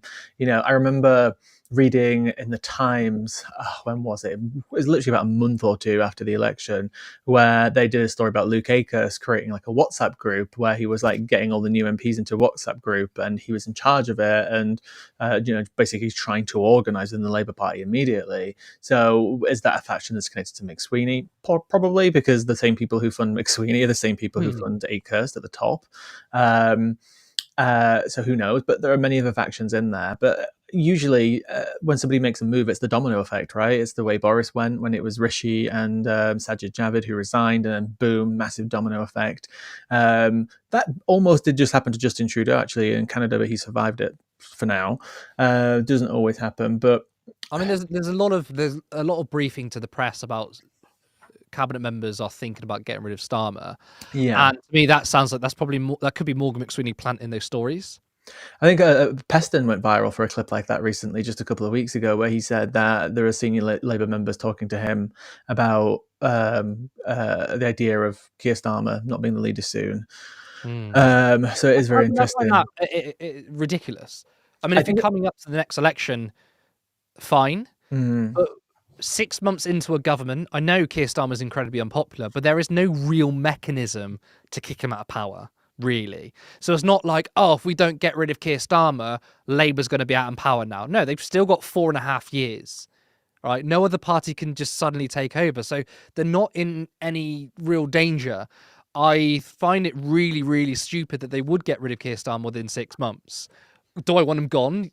I mean, yes, I do want him gone, but it's not like, oh my God, a socialist is going to come off the back of Starmer. It's going to be someone the same or worse. So Starmer staying in is actually completely irrelevant to me. But I just find it very, very strange, because I feel like that adds to sort of the... it makes Labour look worse, because it makes them look more chaotic. Yeah, absolutely. I mean, at least maybe in 2 years' time, and then they could say, oh, look, we've done these things I don't expect to do very much. But if they have done things, then they can look, Keir Starmer's done this. He's had a rocky 6 months, but every prime minister has a rocky 6 months. And to be fair, his poll ratings might go up. Who knows? Just really weird that they're doing it 6 months in. Yeah, I it's going I to take a think scandal most or of it's coming crisis, from though. the rhetoric's coming from the right. Sorry, what was that last bit? I interrupted you. Apologies. I think most of the rhetoric is coming from the right wing, especially with the sort of two-tier Definitely, yeah. and all that sort of shit. So Yeah, absolutely. I don't think it's going to come out of nowhere. We're not going to wake up one day and there's going to be like, oh, there might be a vote of enough confidence against Keir Starmer. There has to be a scandal or a crisis that happens in which he's either framed for or failed at, and then exacerbated by leaks, whether that's Morgan McSweeney pulling strings, all this types of stuff. Something has to happen for a vote of no confidence to be triggered, or a resignation, perhaps. But we'll have to wait and see what happens. I don't think it's going to happen anytime soon. And again, unless something specific happens. If not, I think he's got at least 2 years. I mean, I think he's got the whole term. I don't see again. I Ooh. don't see why. I mean, I don't know if he's going to. I mean, I'm not at all confident. And I said this before. I said before the election, Labour, the party, would probably get 1 or 2 terms. I think I said recently, I think that Starmer's probably going to make 1 term, and probably that's going to be right. But I just don't see why they would get rid of someone like midway through. It doesn't make any sense to me, if I'm completely honest. But maybe things get so bad. There's protests everywhere that they do it. I just don't think. Yeah, so. It's going to take a bit. Do you want to bring up another question? Because I'm looking at more comments to see if there's any other. Did we actually answer Michael's question that's in front of us? No, we haven't. Sorry. You addressed that one. I mean, if you guys could pick one person to join Turn Left, who would it be? Okay, I would say for this hypothetical, let's put our lovely, amazing other contributors and guests to the side who've contributed before. If we were talking about, in the sphere of the rest of the world, I don't know. Obviously, I do like Owen Jones. I think he's doing a lot of good work right now. I actually think he's become a lot better since he's basically kind of gone completely independent. Obviously, he still writes for The Guardian, but I feel like he's on his own tirade right now, which he's doing a very good job at. If we're thinking of people who might be more well known and niche, I don't know, Zara Sultana. Come along, we can have an MP, a little independent MP on the team. Gives up the bullshit of party politics. She's like, I want to talk about politics. How about you? I don't know. I can't think of anyone right now. I mean, I think first of all, I want to diversify, so we need a woman. A token woman? Is that what you're saying? No, but that sounds like We're a in token South Park now. I mean, we don't need more guys. Obviously, I'm not being a liberal id poll here. Obviously, what people think and their skills matter. Of course, it does. But I am the only diverse option here, and I'm not talking about the color of my hair. So, excuse me, I am a certified homosexual as well. True. I mean, actually, what those watching chat, what's more minority, being brown or being gay? Depends. Depends. No. Depends. No, I'm joking. Depends how femme you are. It's not. It's not like as anyone specific, because I think I don't want to pull. Not that we could anyway, but I don't want to pull any well-known person into Turn Left. They stand on their own, because we need to have multiple. We need to have big left-wing voices outside of Turn Left. We don't want to be the next big thing. We want to be a big thing amongst a sea of left-wing contributors. So I wouldn't want a specific name. I would want someone. I would prefer to have someone who is not even well known at all, because the whole point of Turn Left is sort of bringing up people. So it doesn't matter whether you have a following or not, as long as I think you've got good politics and you're good at communicating left-wing ideas. That is the main thing for me. It's a very interesting question. I mean, it's probably quite an ambitious question as well, given we're still a bunch of volunteers, but I thank you for that anyway. Yeah, in terms of diversity, obviously the right thinks that we love diversity just for the sake of perception and oh, look at us, we're so diverse. It's not about that. It's about understanding that by making sure you add diversity to any team. And diversity people just think of diversity and they think of the color of someone's skin or someone's religion. It's not. It's every level. It's diversity is having people from working class backgrounds, having people who got brought up on a council estate like myself, people who got brought up in middle class backgrounds, and then also obviously people from different ethnic backgrounds, different cultural backgrounds. Billionaire. It's pardon? that include a billionaire? Let's get a No. billionaire story because we want to be diverse. No, because there are no ethical billionaires. That was a joke, guys, by the way. Saying. Unless they want to give us money. It's a fun Yeah, I mean, true. fun turn left. But yeah, diversity is important because you need that diverse thoughts, you need that diverse contributions, you need other people to question you in many different ways. And if you're brought up in England and you see things in a certain way, sometimes you need that person from Scotland or even someone further afield to question the way you think about something. It's very important. There are lots of creators out there that I love and that I follow. I'm really bad at recalling people's TikTok names. I'm like, oh, do you follow that person who kind of like, oh yeah, they've got that really cool hairstyle and make these specific videos that I describe to you because I can't remember their name. But as what's disappointing, obviously, about social media, and I've commented on this multiple times when we've talked about, oh, let's see if we can get some really good guests on from these types of backgrounds that we're looking for, is that it's actually harder to find them. And the reason for that is because depending on what group of diverse background that you might come from, whether it's being just simply a woman, which is not simple, or a woman of color, or a person who is I follow a few like female Muslim creators. Their comment section is just hate filled.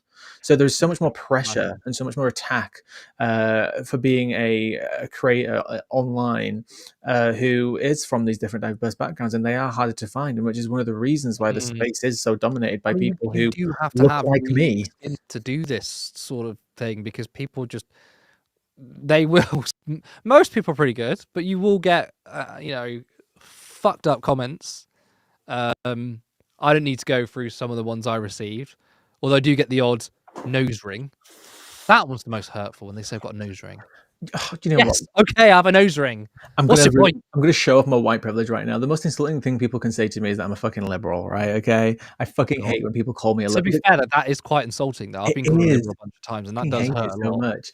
But in all seriousness, like I do get attacked, especially on my TikTok account, from people from the far right. I get at least 1 or 2 messages a week of being attacked, whether I'm called the F slur, whether it's I love it that maybe because I speak a certain way now. I grew up on a council estate, but some people think I'm just some lefty North London educated person who's from a really middle class background. I'm not recently of being London centric, and it's like, well, I mean, I'm from Bristol. And I live in the north. I live in Leeds. You're from a 10-minute Leeds. walk from the sign that says "Welcome to Essex." I'm barely in London. Yeah, but you're from Leeds. From Callum Leeds. is Preston. Cog is. I mean, he's outside of London. Who knows actually where he's we from? Forget what Cog does for a living and where he lives all the time. I don't know because it's so like it's just so like so we're not London centric, and I get called middle class a lot because over the years, especially like doing political commentary, my voice has changed, and like unconsciously it's become well spoken, and then people think like they assume you're class. I come from a working class background as well. I'm fucking proud of it. I think part of our something that probably we need to work on better as well for the next year while we're on this topic is that often when we try and get guests, it's sometimes kind of like we plan ahead, but it's also sometimes last minute as well, meaning we can't always reach out to the people who might be relevant to a topic. So for example, we might be doing a show on Monday where a guest is coming on who agreed 2 weeks ago, but then there's a topic that comes up, which could be, I don't know, it could be a specific story about the care system and something to do with disabilities. And it would be fantastic to get a creator on like Barbie, because somebody just mentioned Barbie in the comments, to come on last minute, but then we've already got that guest planned in. Well, I mean, and then Barbie might not be available last minute. It's really hard to make it relevant. There's something that we're always going to run into for maybe the next few years, given that we've only got 17,000 subscribers. If we're Navarra, where they've got 800,000, they can reach out to a lot of people. They get a quick response. So like a part of that is the fact that we are very small and we don't pay people to come on the show. So like that's going to be something that's going to be very difficult. And it actually means that because we're small, we are starting to try and plan ahead a bit more, because sometimes we might not able to get a guest. Again, if you're a bigger channel, you're probably not going to have that issue. So that is something obviously that we want to improve, but I think it is part of the fact that we are small and there's no money. That's it. And we all work full time. Well, technically I don't, guys. I'm unemployed at the moment, so I've got no excuses. I could be making more content now. I've been busy. It's been Christmas. Anyway, sorry. Next question.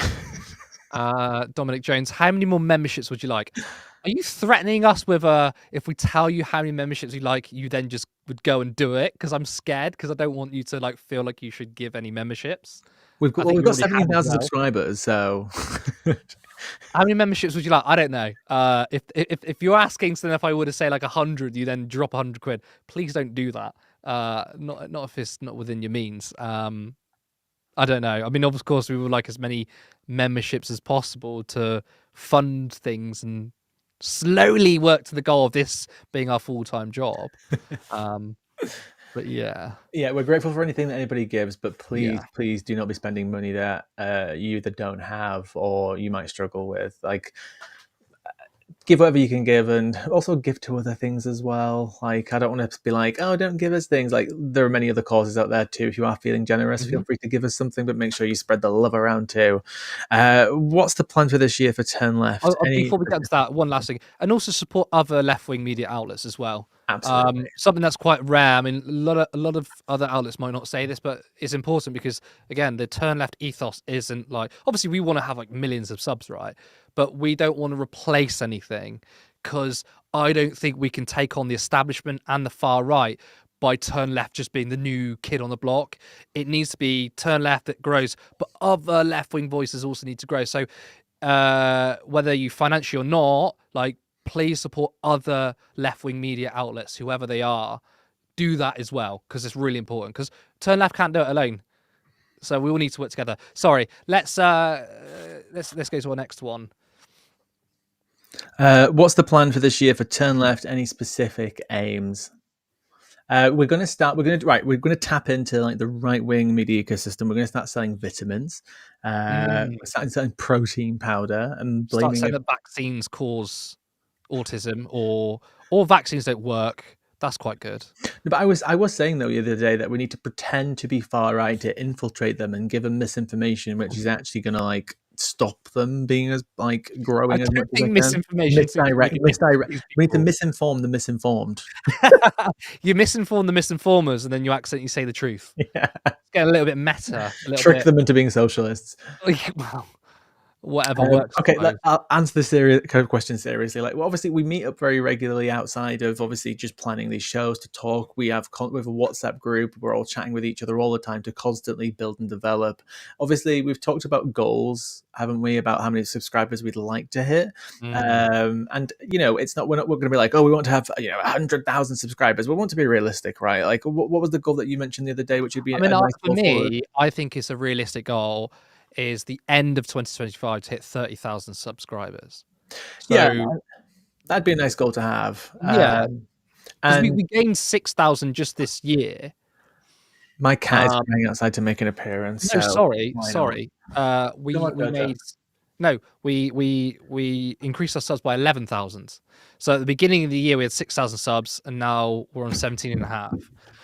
So I think like and growth is exponential, right? So obviously the more things grow. Hello, we've got I'm going to another hold my Turn Left cat out on contributor. camera. You know the question we said, who would we like to join Turn Left? Did you mean cats as well? Say something political. Meet the Jojo. Okay. Apologies. Plans. So I think that it is doable to hit 30,000. Yes. In terms of content as well, love to do more ambitious content. Like, we've done a couple of Vox Pops, but like only now and again. I love to do that way more. And I mean, we were discussing about. I mean, we had a 5.5 hour like meeting a couple of days ago, which is crazy.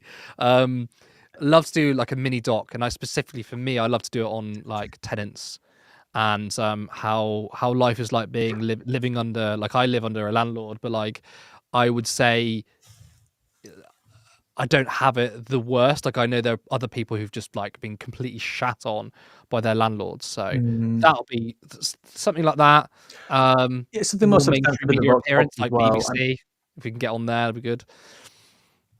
BBC, will they platform us? I don't think so. I don't Who know. knows? Maybe an audience member on Question Time. Let's try and get into that. That'd be good.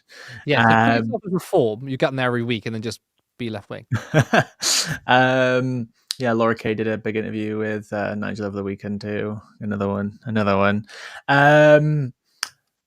Sorry, what was I going to say? Yes, with the plans as well, it'd be nice to go on, maybe even seek out and reach out to other people. You know, I started a comment earlier in response to what we're talking about now, which was, oh God, there's so many mustard comments now. I'm really sorry, I can't find it, but just teaming up with other people who do what we do a little bit more, seeing what other people are doing. It's not necessarily even about like clicks or views and stuff like that. I think subscribers is a good way to like measure success sometimes because it shows how you're growing. But you know, I'm happy if we get a couple of thousand views in a video and people are really happy with that content rather than just being like, oh, this one got 20,000 and it's just like, you know, a really bullshit clickbait video. I'm happy with good quality content. I do feel like we need to aim more to somehow reach people who aren't necessarily engaged too much in politics or slightly engaged. I'd love to reach out to those people more. We love everyone who watches us, but we're all super engaged. And the key to winning in the future and turning this If you're country into a talking more about a welcoming turn left country is cooking getting show, those I'm sorry, disengaged but I'm not on people. board. What was that? I said, if you're talking about a turn left cooking show, I'm sorry, but I'm not on board. What if we get Cog to do it shirtless? Because we're all quite unfit at turn left, besides Cog, who does like, what does he do? That Like should be up to jiu-jitsu or something? that should be like a survey for our audience. Like, should Cog be topless? I Does he mean, do this like jiu-jitsu or cage fighting or something? I can't remember. Scottish Soul, can we please have a mod chat? You can if we knew how to do it. I mean, are you talking about a mod chat in YouTube or I'm not sure. I don't know what that means. I'm sorry. Like, can you have a specific mod chat in YouTube? If you can do that, then I'll look into it and do it. Definitely think people have been asking for a Discord. We'll do a Discord. Yes, I think that's people wanna something do a that we need to Discord. definitely I look don't at. want to man the Discord though. Like, Oh, someone else you're can not do good. it. He's not good at technology. That's why. Do you support the formation of a new mass workers' party? I don't think it's a yes or no question. You know, like, yes, in theory, of course I would. But then what does that look like? I mean, we've got the Workers' Party, but I don't think, I mean, socially a conservative, I don't even know, like, on the economics, like, I mean, how left wing are they actually? I mean, they haven't really talked about, I don't know. Look, basically, like, what does that look like? And also, does setting up a new political party undermine the work the Greens have done? But also, are the Greens, have they hit a ceiling? Like, there's so many questions with that. So I don't know how. I don't think it's a yes or no. Like, yes, I would support a formation of a mass workers' party. But the question is, can we create a mass workers' party? Sorry, So, I'm just looking at this in the background. Sorry, distracted. The thing is, like, obviously, the only people, not to give them any credit, to actually form a successful party and actually be successful in the recent years is Reform, and that's not to give them any credit, because essentially they only got a few 100,000 more votes than UKIP did in 2015. It's very hard to start a new party in this country. It really, really is. I don't think it could be done right now without some level of really deep populism with a really strong leader. And I don't know who that is. There are characters out there that I think people could get behind in the right circumstances, but they're never going to go into politics. I don't want to be a shill, but I do think like Martin Lewis is perhaps one of the most trusted people in this country. My cat's now crying to get out. Go on. If you stand at that door, I'm going to not do anything bad to you because I love you. There we go. He's gone. Sometimes he just stands in between the door. Martin Lewis is a very trusted person. I think he'd actually really I think a lot of people would get behind him. Not that he would ever be interested in something like that. I'm just talking about trusted people who is trusted on both sides because there's very few of them in this country. Some people might say, what's his name, Mick Lynch, but he, you know, his union voted for Brexit. And I just don't. He's a great speaker. I think a lot of people would get behind him. I mean, I think we slightly disagree on that because I vote Remain, but if you want a mass workers' party, you need to get over the Brexit and Remain divides, and to look back and be like, oh well, you know, he backed Brexit, so I think we need to be like, fucking doesn't matter. Like Brexit's happened, it's not been good for us, but if we want a mass workers' party, then we can't, you know, automatically alienate 17 million people of the population. I know we shouldn't go off vibes because we're trying to use facts, and vibes are important, but I do kind of get the feeling that he's probably more socially conservative than we actually probably know about. But do you think? I mean, he's been quite pro-immigration and he's stuck up for that. He's not taken the Bernie Sanders line, which is like, high amounts of immigration is bad for Labour and workers' rights. Like he's just the vibes. defended it. Are people hating on me for It's attacking because he's a Mifflin? bold white man, and you're thinking, me, because you think if you're in a pub, he probably doesn't look like a left winger. Yeah, I would like you pulling out a pint of John Smith's. Like, do we have much in common? Turns out, I don't think we do. For the people leaving comments on how to make the mod chat and giving us advice and tips, we will look at them at the end. So thank you so much for leaving those, because we always look at all the comments. Are people? Oh, Gary Economics as well. Yeah, I love Gary. Oh yeah, I mean, I've reached out to him, not had a reply. There's going to be a lot of people. I mean, I've reached out to Grace Blakely, and she's aware of us. Like she shared one of our videos actually, and I think I'm optimistic. I think she will definitely come on in the future. But these bigger people are quite busy. But yeah, I mean, Oh, they're talking about gifting. Sorry, Vicky. What's that? No, I'm not reading the comments right, apparently. So I apologize, Vicky. Just seeing if there's any more questions added to it before I continue with the other questions. Woke nose ring. That, Alyssa Gucci, that is my partner. Get off the stream. Actually, no, you can't as a viewer, so you can watch it. Yeah, if you want to go pile on my partner, you can do so. I could make so many jokes right about now, but I you respect Alyssa too much. No way. She's not a content creator, so she's not allowed to be. She would make a good one though. I've asked, and she's done. I've asked to be a host. She has been a host in the past, actually, a long time ago, like when Normal Island was like pre-recorded stuff. If you're interested, you can go back and watch our videos from a few years ago, and she was the original host of Normal Islands. She hasn't taken out the mantle since. I would love to have her on, but I was surprised about how well informed she is, and not that I don't think she shouldn't be informed. It's that as a person who doesn't make content, as a person who isn't involved in this space, I was genuinely shocked that her level of knowledge on literally every single topic that I talked to her about when I first met her was like up to the same level as me, and I spend like 7 hours a day reading and listening and watching, and I was like, you need to take this knowledge and you need to do something with it, because she's fantastic. Yes, so she's like someone who is in the middle of being someone who's not that politically engaged and knows a bit about politics, but she isn't like political nerds like us. So it's quite sometimes you're in a bubble, you're right. You think, what do people think? And because we're so engrossed in our own bubble of political nerds, it's good to get insight from her, who kind of speaks to a lot of people and thinks in a sort of apolitical way, if that kind of makes sense. Yeah, so we do sometimes see something just by, you can be too knowledgeable. I accuse the journalists of doing this sometimes, is that sometimes you actually need a person who's slightly removed from situations, because sometimes when you're talking about a character, whether it's Nigel Farage or Jeremy Corbyn, because we know so much about these people, I think it can sometimes even hinder our analysis sometimes, because we're looking too deeply into something. Yeah, or just just recognizing that we are, most of us aren't, most people aren't like us, like politically engaged. And I think as long as you're aware of that, I think that's fine. So like when I watch debates and stuff like that, I try and do it not from my political bias view, but from a objective view. Like, oh, this person won the debate, and I might say someone who I absolutely hate, but it's not about who I want to win, but who I think won. So I am sort of I said this to you today as well when I watched Nigel Farage's interview with Laura Kay, is that if you were to walk into that conversation and not really know much about Nigel Farage, he would have actually come across as a reasonable politician if you didn't know everything about him.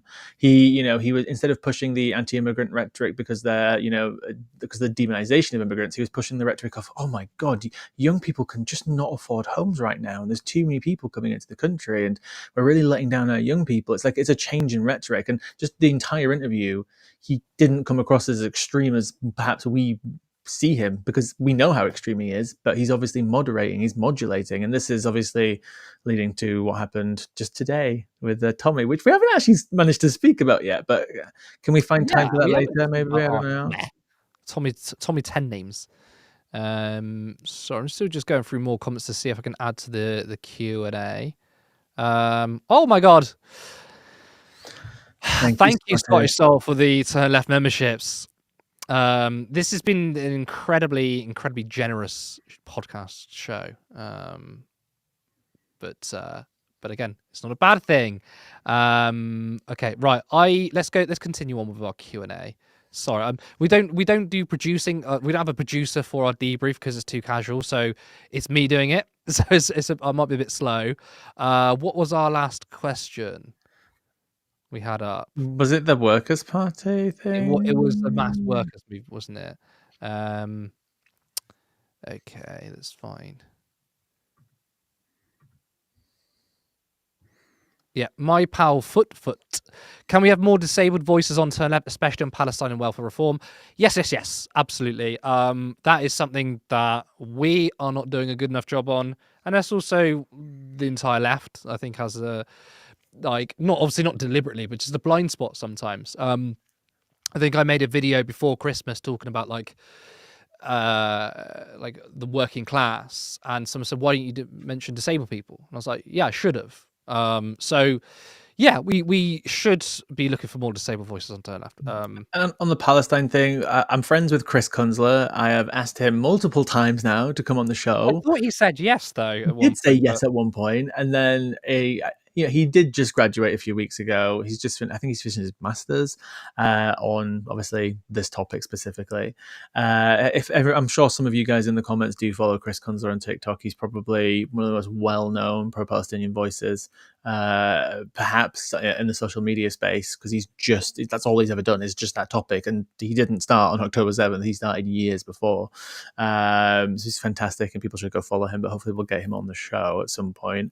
On welfare reform, I'm trying to think who immediately comes to my mind when I think about a person who's really good on that specific topic, because at the same time it is something that is so important, but at the same time it's something that's really hard to sell to people as a conversation, despite the fact that it is so important. So that's something that we definitely need to go and find. So if anybody's got any recommendations on welfare reform, please welcome them. Martin Lewis talks about this a lot, but don't think we're going to get Martin Lewis on the show anytime soon.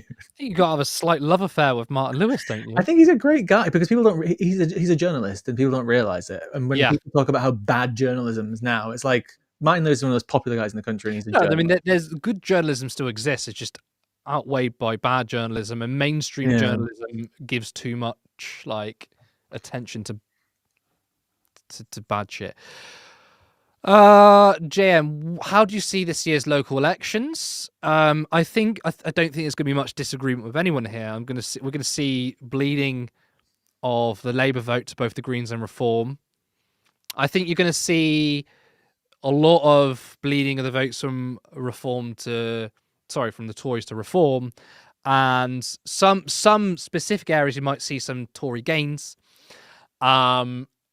Scotland, the SNP doing a lot better in local elections than they did at the general election. I don't think they're very controversial. I think that seems to be the trend.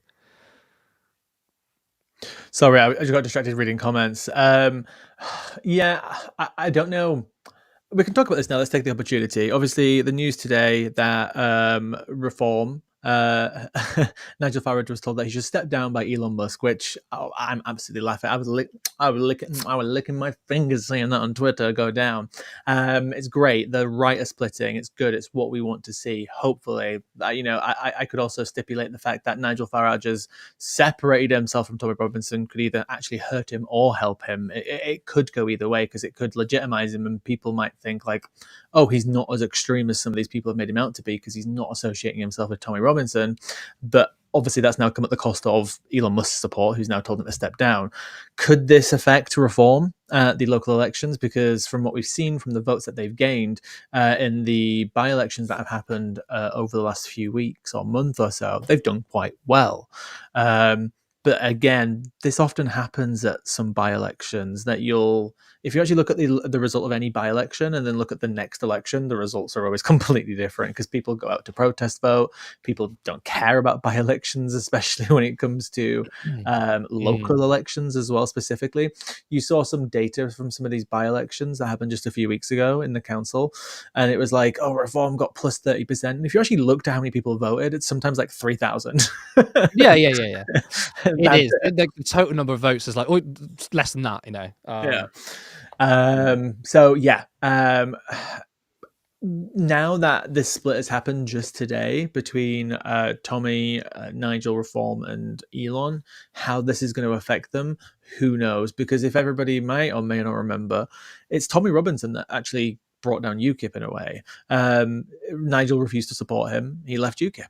The UKIP hasn't had any political power since then, really. They still run, they still exist, but they're nothing. Nigel is UKIP, Nigel was UKIP, Nigel is Reform as well. So whether this is going to have the same effect as it did on UKIP, we'll have to see, because most of his supporters, I would confidently say 60-70% probably absolutely love Tommy Robinson. How do we get rid of Morgan McSweeney? The only Guys person who can do watching, that have is you Keir. got any ideas? The only person who can do that is Keir. That's it. Keir can't do that, can he? Because originally, obviously, he didn't McSweeney's pick the him to be the daddy. chief of staff. He chose him for campaigns, right? The head of campaigns, when he eventually won the election. So I don't know. I feel like if he's powerful, but if he wanted that chief of staff job, obviously he found a way to get it because somebody was leaking on Sue Gray, which obviously ended up making her leave.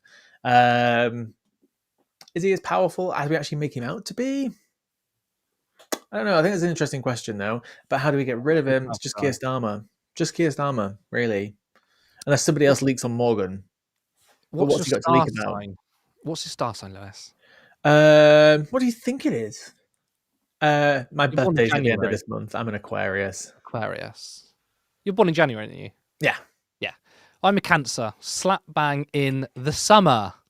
Don't say that. I do enjoy my birthday being in July, so I do enjoy that. Jacqueline, have any of you in turn left ever thought of running for MP later in life? Have you ever thought about being an MP? God, if the Daily Mail started to investigate my past, whew, Yeah, you'd ruin turn left and your entire life, wouldn't you?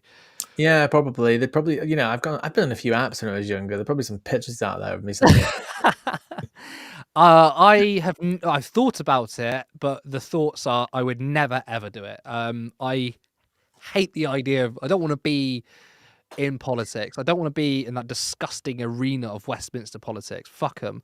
And you become less honest, don't you? You kind of have to be. I like being on the outside criticizing power. I don't want to be. It's not something I particularly want to do. I feel like in the American system, right, you can run in a party without their support, right? You can be, I'm a Democrat, I'm running for the Democratic nomination, and then you can get it and you can win that local election. They can't pick you or unpick you. Like that they can kick you out. There's methods to kick people out of the party, but it's not as simple as Keir Starmer just taking the whip off of somebody. I feel like if we had that type of establishment, it'd be actually maybe more attractive as an independent or somebody who doesn't align with the mainstream of politics to actually get into politics. But obviously under our current system, you're completely subject and enthralled into the power of the party that you're with, and you have to stand behind them. And if you don't, you get the whip removed. And people do get the whip removed. I would never want to be in that system. Maybe in another system, but absolutely not this one now. So what it sounds like is maybe for you and definitely no for me. Maybe, yeah. I'll use the power of. I'll be like the Romanian guy who used the power of TikTok to almost become the president of Romania, backed by Russians. Wes G, best tip for audio is to use outboard gear, outboard sound card mixing desk, reduces sound noise from CPU USB. I have to look into that because I'm currently using an audio interface. So the mic through an XLR cable goes into an audio interface. It's called M-Track Audio, and then that audio interface is then connected through USB to the laptop. So, yeah, I'll have to look into that. Coops, how do you feel about the collective becoming a party? So that's like, people call it the Corbyn Party, but Corbyn's not even a part of it. Not I know of. I think it's Pamela Fitzpatrick, the one who was like the main coordinator of the Peace and Justice projects. I think she's going to be like not the leader, but like the behind the scenes head of this new political party, which may or may not see Jeremy Corbyn in it. I don't know. I mean, I'm sick of seeing new left wing parties. I just think, because I personally think independents and the Green parties, to me, makes the most electoral sense. I'm not tribalist in saying it should just be the Greens. It should be the Greens plus independents. I think the Greens should step down in certain seats. I mean, it didn't matter in Islington North, but they should have stepped down. They should have stepped down in West Street and seat because Liam Mohammed lost by 500. I think that's good, but a new left-wing political party, is that not just going to split the left? And how much do they have in common, obviously? Because a lot of these independents, obviously, not just Gaza. I don't think it's just that. Obviously, a big part of it, but it was all about like fuck the establishment in many ways as well. But how much do they actually have in common other than the Gaza issue? I don't want to downplay it at all, but obviously it's a massive issue. But can you create the political foundations of a party out of that? Because correct me if I'm wrong, wasn't that one of those independent MPs like going against the idea of the whole thing about like, oh, we should ban cousins getting married to each other is just like ridiculous, not because I support it, but just because it's just like a waste of time in a sense. It's like, how far do you go through people's family? Like currently incest is illegal. Like it's just trying to create a story out of nothing. But obviously one of these MPs who are independent tried to fight against it.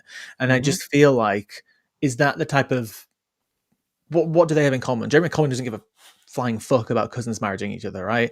But if one of these independent MPs is standing up about that, what do any of these people actually have in common besides that? Are they actually socialist? Are they actually really left-leaning? Are they Well, there were some economically independents left who but didn't socially support conservative? there were some independents who didn't support the Labour's policy of VATs on private schools. And that is inexcusable. I know they based it on their faith. They're like, well, because it's going to tax Muslim faith schools. It's like, I don't care. This is a class issue, whether it's religious or not. Like, you support VAT on private schools, and that's one of the independents that who we would have personally backed because they were at least obviously really good on Gaza.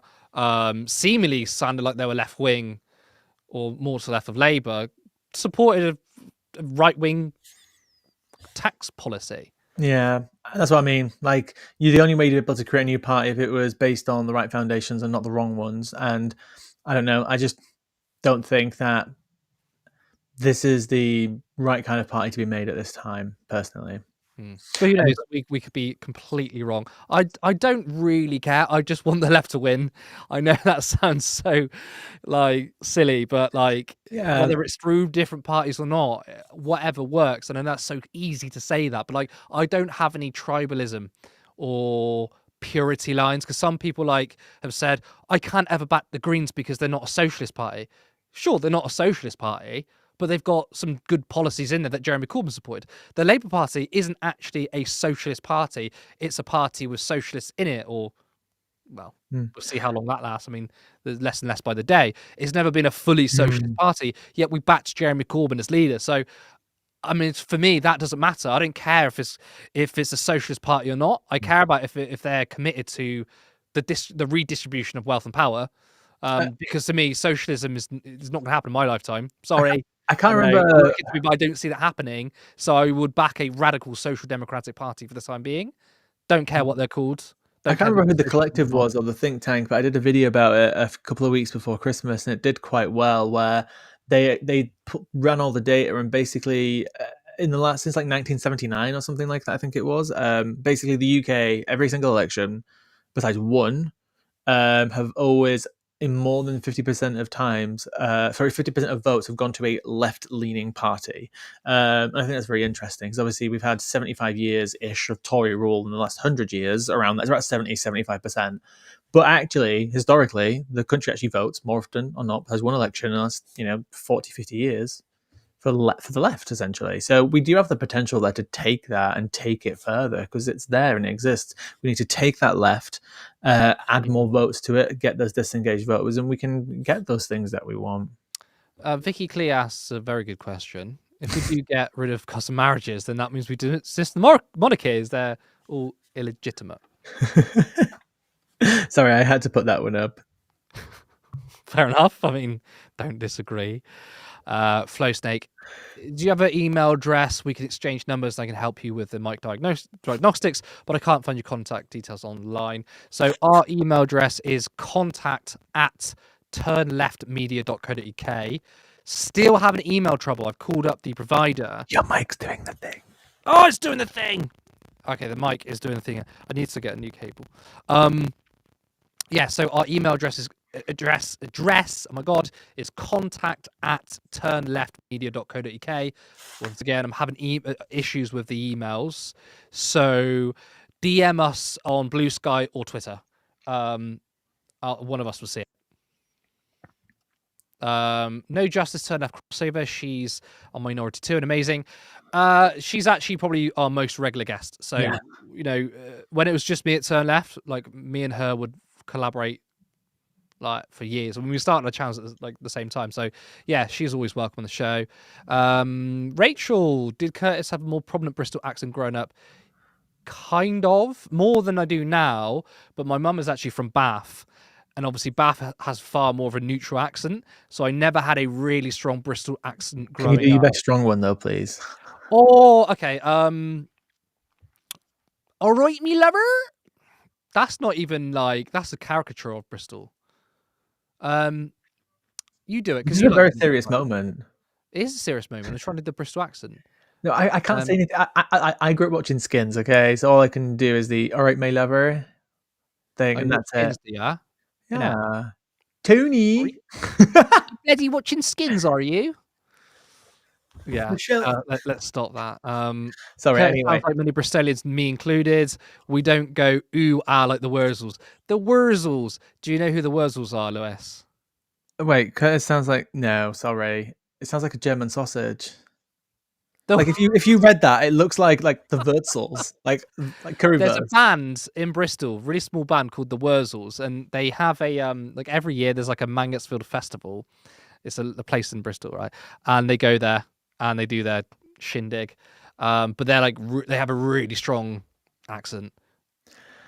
But can I give a very quick update on the Elon Musk thing? Because more things have happened. Oh God, I guess so. So Musk is kind of, he didn't say explicitly, but he's kind of endorsing Rupert Lowe. So he's like, I have not. Yeah, he's the leader, isn't he? Yeah, but his statements online that I have read. But then Rupert Lowe has then come out backing Nigel Farage, and now Keir Starmer is now making a statement tomorrow in regards to Musk's comments about Jess Phillips. Jesus Christ, we're spending so much time. I'm not saying we shouldn't talk about Musk, but it's just like the media he has the power to dominate the conversation now. Oh, a billionaire says this about a leader. Like this shouldn't be a story. You know, it's like. But also what's his name? The former what's his name? Was it Habib? What's it? Ben Habib? Was his name? The former Reform chairman. Yes, yeah. He's also come out backing. He's also come out saying Nigel Farage should step down. I hope they eat each other. I hope they genuinely eat each other. Maybe this is the year the right eats each other. Hopefully. Well, I'm going to be eating the rich this year, so if they can eat. We need to be. That's right. They eat each other, and we eat the rich. We should reach out to Ben Dixon because he's trying to interconnect left channels. Absolutely. I mean, it'd be good. We've only done one crossover with a US commentator. So yeah, it would be good. But I assume he just wants to bash TYT, which, let's be honest, there's a lot to bash TYT. But like I think if we were to bash TYT, I'd only want to do it like once, because I'm more interested about like building leftist power and taking on the right than just because attacking TYT. I think they suck, and I used to really like them as well. But like, it's just kind of drama stuff. I'm not interested in that so much. But I'm assuming, by the way. But yeah, no, Ben Dixon is pretty solid. I mean, we'll speak to anyone. Anyone. Love Turner. Thank you. Love you too. A working class independence alliance. Again, yeah, I mean, like, it's the same thing. A mass workers' party or independent alliance. I think an alliance is better, maybe, for now. Okay, bigger question, though. Do you think, honestly, a party that's obviously Labour obviously means Labour. It's supposed to be a workers' party, but obviously over the years it has developed into trying to attract certain aspects of the middle class and also working class people, and fails at both in many ways. Is there enough power to only really go after working class people, or do you have to do a what's the expression, a wider church coalition building? Yeah. Well, I mean, I think that Corbyn's coalition building in 2017 was working class and more liberal middle class people, I guess. You can't win a stomping majority of just the working class, but I don't think the goal for us on the left isn't to win government, because that's not going to happen anytime soon. I think the point is to just build a movement. You know, like, no one's saying, oh, the Green Party needs to aim to become the largest party. That's ridiculous. But to say maybe they can get 30 seats and then maybe independents get 20 seats, and then maybe there's a new left-wing party, and you've built like a little small block in Parliament. That's the only thing the left can hope to achieve in the short to medium term. No Yeah, one's look at how vying much for a power majority. Nigel Farage has been able to wield without being elected to the UK Parliament, right? So yeah, you don't have to be a majority to actually wield power within the country and make an Yeah, effect. yeah, yeah. We But just need it on the obviously, left. the right, they rely on personality and like individuals because they have money behind them. Like Nigel Farage can shape politics without having any constitutional power. Is there any left figure that can do that? I mean, you could say Jeremy Corbyn, but he was a leader of a political party who was trying to become prime minister. Like there was that constitutional power with him. But on the sidelines, there's not going to be one figure. The best thing we kind of had was Mick Lynch, but that's not going to be huge because at the end of the day, we don't have money. We have ordinary people behind us. So it's going to be like movements. So you're not going to get a left-wing Nigel Farage who can build outside power because Nigel Farage exists because of the mainstream media and also the corporate backing. It's very interesting, though. Yeah. All we can do is wait and see what happens. I feel like there was way more questions. Just to reply to, I'll quickly reply to Rachel about like a big tent party. I'm not necessarily saying like having a big tent as in like let's let all the centrists in, maybe even some people from like the left of the right. No, what I'm saying is like who you're appealing to, who your audience is. So like, can you only win an election if you just appeal to workers? Obviously, the word workers can be defined in so many different ways, but can you only win a majority unless you appeal to multiple types of people, multiple layers, working class, middle class, all this type of stuff? I don't know. But again, as Curtis said, it's not necessarily about winning. It's just about getting that power and consolidating it. I'm sitting in the chat. Apparently, JM asked a question, the same question a few times, but I'm looking for it. Oh, sorry, JM. There's so many. Oh no, it's not in the starred bit. It's I'm scrolling through. Oh, well, you can use the search bar. Oh yeah, do you do that? Because I'm sure. Maybe see if you can find their comment. Oh, David Dole ran for Parliament in Canada. Didn't know that. Yeah. Canada government's going down soon. I'm going to add more context for that before it gets flagged by the FBI. I specifically mean that Justin Trudeau's party is probably going to get kicked out of power. Yeah, because the FBI is watching. Maybe they are. Hello. Please don't look at my PS. Rich Atwood, thank you for the $2 super chat. I don't believe that Charles Amos is real. Charles Amos is a very funny guy. You've seen that, haven't you? No. You haven't seen it. We'll put it in the group chat. The guy that went on GB News and basically defended like siblings getting married and stuff. And he's like an extreme libertarian. The guy who's like, yeah, I'm glad Labour has cut the winter fuel payment because we shouldn't be spending money on libertarians. Like, are so fucking weird. It's the extreme end of libertarianism, but when it comes to like ANCAPs, anarcho-capitalists, there are a few of them in the TikTok space as well who they've been asked questions about certain types of adult content that is made with underage people is the most sensitive way I can say it on the stream. And they actually say like, because they don't believe in any law, anarcho-capitalists. It's just like, yeah, like that's fine in my system. Like libertarians are just fucking weird, and libertarianism is such a weird pipeline because when people start becoming libertarian, they literally descend all the way fucking down it. This is what's happened to like Liz Truss. Just fucking libertarians, man.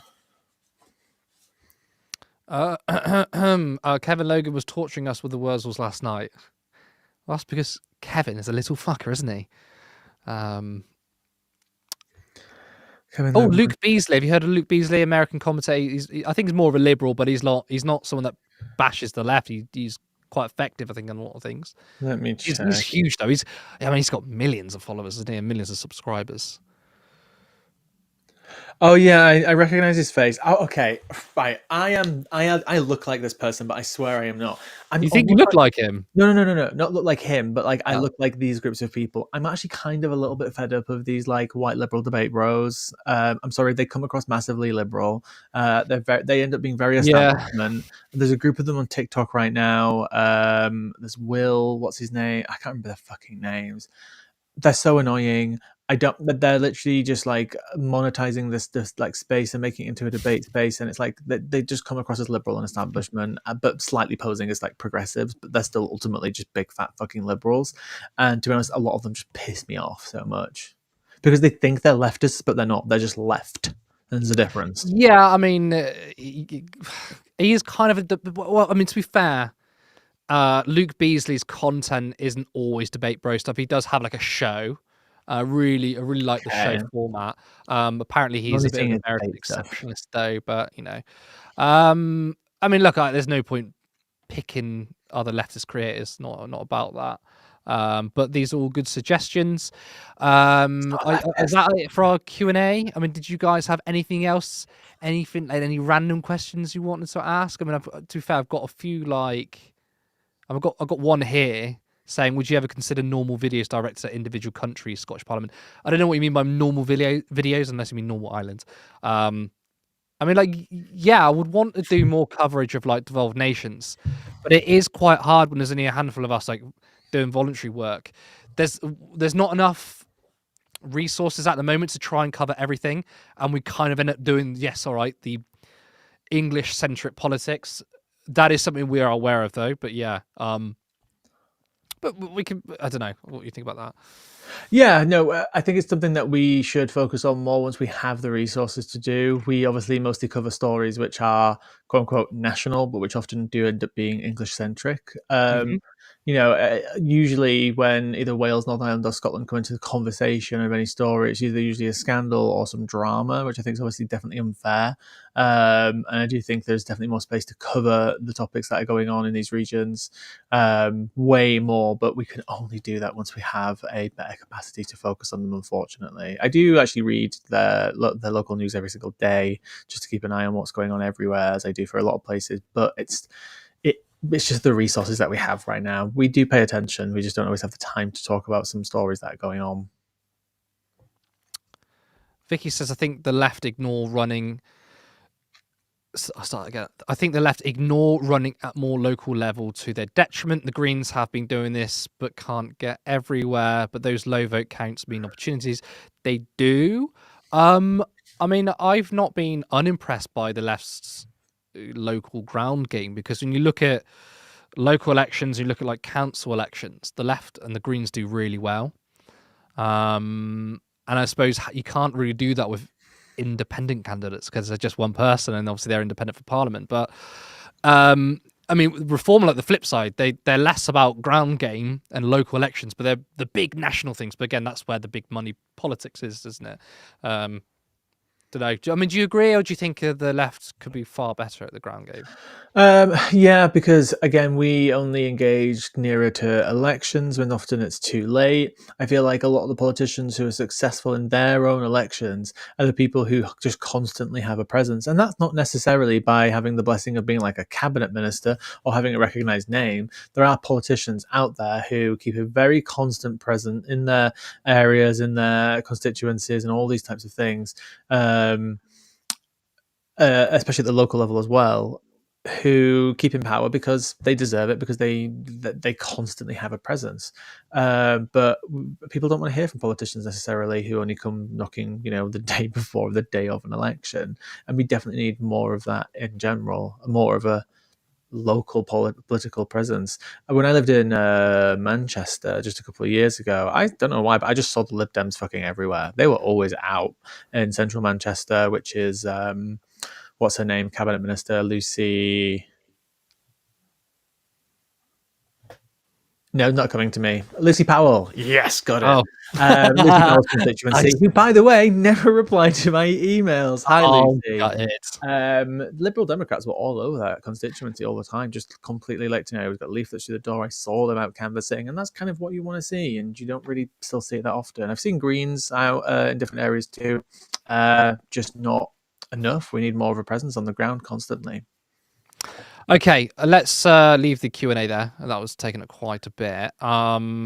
I mean, we've been going for 2 hours already, so I don't think we need to go for much longer. And I know, obviously, our views are dropping down a little bit, and people want to go to bed. It is a Sunday night. I've been waffling a lot.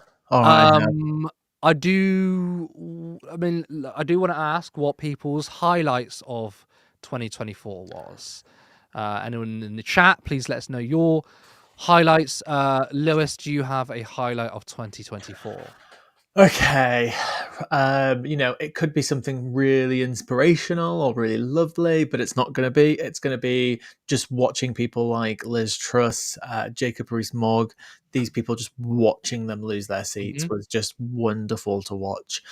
These are terrible and awful people who are so ingrained into the establishment. It's not just funny because they lost. It's funny because they had such insanely large majorities. And to watch them, Yeah, I do love that. Jacob Rees-Mogg wasn't as big. He was at like 15,000, if I remember correctly. But Liz Truss was at about 22, 25-ish. Like, it's somewhere quite high. And just watching these people get taken out was just absolutely wonderful. I would have liked to have seen Pretty and Suella go as well, just to kind of like finish off that kind of Honestly, group of people. they were the ones that wanted to go the most at the Tory party. Yeah. Suella Braverman is just an awful person. But it was good to see. I'll still be annoyed though at Richard Holden, who I've actually met and had a conversation with once in my last job, that he managed to put himself in the Basildon constituency. I can't remember which one it was exactly because there's 2 Basildon constituencies and only won by, was it 10 votes, I think? When he parachuted himself into a constituency with a majority of like 22,000 and managed to only win by like 10 votes is just absolutely insane. He should have been taken out. I mean that in a metaphorical way. Not to sound too self-obsessed, but Simon, is this the election night marathon like general, or was it our coverage? Oh, I know you might not be. You think about us. I just want to ask that. You really like Simon, by the way. Yeah, I mean, to be fair, like that, I was very proud of that. We did a 12-hour coverage, so I don't know if you meant us or you meant just the election itself. He won by 20 votes when he parachuted himself into a frigging seat. Bastard. Sorry. Please, in future, please ask how people feel about the white paper about local authorities becoming unitary, how this could affect councillors and us. Spilling over to another comment, I think. I'm where a lot of those people resigned just because under these plans they're no longer going to have a job. So I'm not saying it's not significant, but if people started to resign who are still going to probably keep their job, that'd be a bit more significant. Thank you, Simon. Thanks, Simon. Well, I'm gonna show my highlight, and to be honest, it's not deviating from the theme of what you've done. But I'm gonna show it to you rather than telling you it. Independent candidate Shokhat Adam took this seat. 13,760. Removing Shadow Minister Jonathan Ashworth, who he'd criticised for failing to back a ceasefire in Gaza. This is for the people of Gaza. It is, of course, Shokhat Adam beating Jonathan Ashworth. Now, admittedly, the highlight is more about Jonathan Ashworth losing his seat. I went mental. I think I probably went just as crazy when I found out about Jeremy Corbyn winning as an independent. I remember telling you that. Ashworth is a smug, annoying, fucking wanker. You know what I find more funny about all of this, though? But he was such a fucking arsehole, and it was when he lost. The amount of times that you've talked about him, though, I find it more funny, not that he lost, that how fun you find it and how annoyed he makes you every time you see him on TV. Because there must have been like 10 different media appearances where he was just bitching and literally 3-4 months down the line, like bitching and moaning But about losing his seat. still platforms on the media. And yes, this does fucking wind me up because it's like you lost an election. That is not just about losing your power in Parliament. That's also, I think, means fuck off. So you shouldn't be platformed in the media so much. Yeah, how many times has Shocker Adam been platformed in the mainstream media? Like, literally nothing. But Jonathan Ashworth is there almost every fucking week. And now a that Labour reason together. why I love this as a highlight is I've got a clip of Jonathan Ashworth, one of many of him just being a little weasel crybaby, and this is one of them. Look, I lost my seat because of Gaza. It's as simple as that. You can do as much sophisticated analysis, but it was as simple as Gaza. As simple as that. It was Gaza. And although, you know, I think it's frustrating that many people felt that an SNP amendment somehow would have brought about a ceasefire when everybody really knows it wouldn't have done. But people nonetheless felt very strongly about that SNP amendment and whether Labour MPs saying we want an enduring cessation of fighting.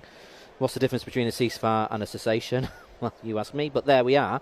Look, we lost because of Gaza, but in the end, look, the British government has to make decisions based on international law, which is why it's called for a ceasefire, which is why it's called for UN funding, or has restored its UN funding. It's made certain decisions around arms sales, and these decisions are being taken because we have a Labour government, not because we have a few independent MPs squawking from the sidelines. But so that end bit, like, oh, from the sidelines, it's like you can't whinge at these people when you lost to an independent. And that wasn't the most egregious example of Jonathan Ashworth being a crybaby, but it's one I could find. And that is his, like, personality, like, generally, though, how he's been conducting his entire politics. And yes, of course, he lost his seat largely to Gaza, but that's not the only reason. It's also because you're a shit MP and the Labour Party are shit. Like, there's many examples of left-wing Labour MPs keeping their seats because on domestic policy they're still quite good. So it's not just Gaza. Of course, that is a big deal, but I think, like, it's also the fact that Jonathan Ashworth is just a terrible, terrible MP. Yeah, just a terrible MP. And the idea is he's trying to, like, almost like push it, like when he says, "Oh, it's because of Gaza," and like it's making it out like it's something like completely out of his control when it's absolutely not. Because there are plenty of Labour MPs out there, whether it's Richard Bergen, whether it's Zara Sultana, these type of people who are very openly pro-Palestinian, and maybe their votes suffered in many different ways. I'm sure some people's did because people are just fed up with Labour in general, which is understandable.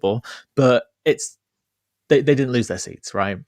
People with much less majorities did not lose their seats. It's a combination of who you are and where you stand, Gaza, and how much you defend your party. And he was establishment. He was the shadow minister.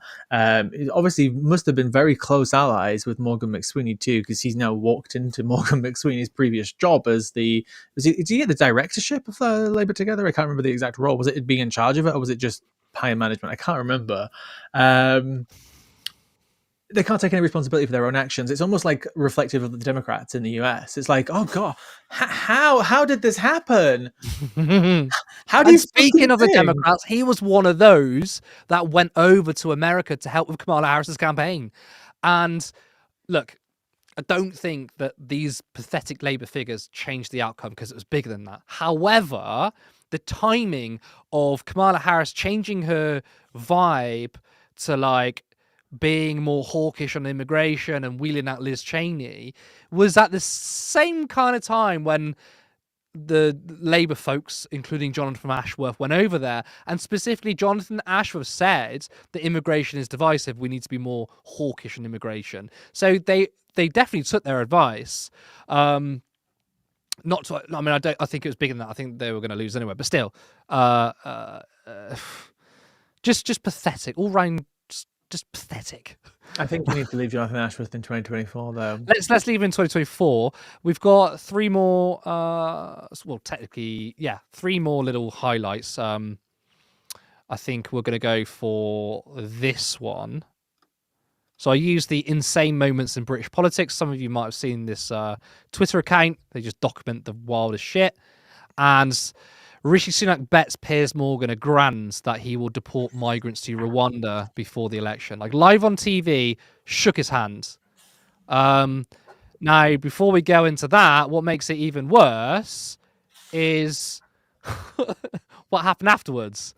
Number 10 refuses to pay Piers Morgan a grand, claiming that one asylum voluntarily went to Rwanda. So they got out of the deal. Was that like fact check though? Or is that just like a skit account? It was fact check. So under the tweet, they put the source in there. Okay, just double checking. Because it seemed like a bit of banter. It seemed like bait, but no, it was actually fact checked. Like, I'm sorry. Obviously, like, the Rwanda policy was so disgusting and callous, and that ate up a lot of the political debate at the beginning of 2024. It basically. It's been shaped up in the British debate Sunak. since 2015. Let's be real. The country is completely distracted with the idea that immigration is the leading cause of all of our problems in this country. It's been That's happened distracting us for 10 years now, almost. Yeah. But obviously, like, Sunak was so wedded to this idea, he was more interested in pushing this policy through than addressing people's material conditions. Another reason why they got absolutely slammed at the election. But to, like, callously shake Piers Morgan's hand on TV saying, I bet you £1,000 we're going to get rid of people. Desperate people to Rwanda, which isn't a safe place. A guy who's worth $700 million quid, right? Him and his wife, 700 million quid. You've got millionaire Piers Morgan, backed by one of the most powerful media outlets in the entire world, betting on sending poor and vulnerable people to a country that recently had a genocide, is run by a dictator, and is currently having skirmishes at their border. It's insane. Sorry, Yeah. No, it's true. It makes me sick. We've got another one, Reform.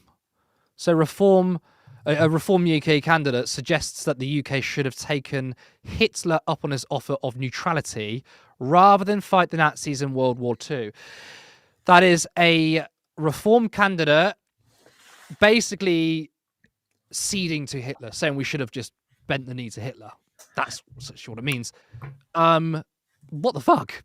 And then they say, when we say people within Reform and Trump and stuff are far right, they say, you think everything's far right these days. We've got a guy in Reform basically saying we should have just sided with, he didn't say side with Hitler, but he said appease Hitler.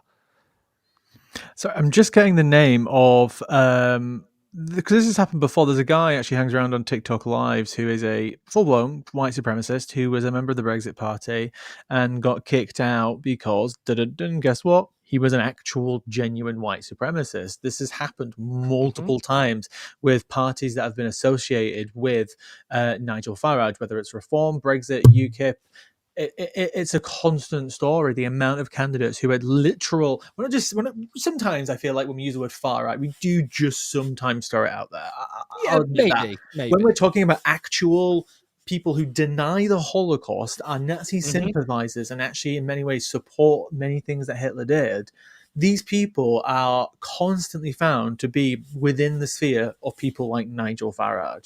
And how this is just overlooked by many of his supporters is just insane to me. James Buckley, I just remembered his name.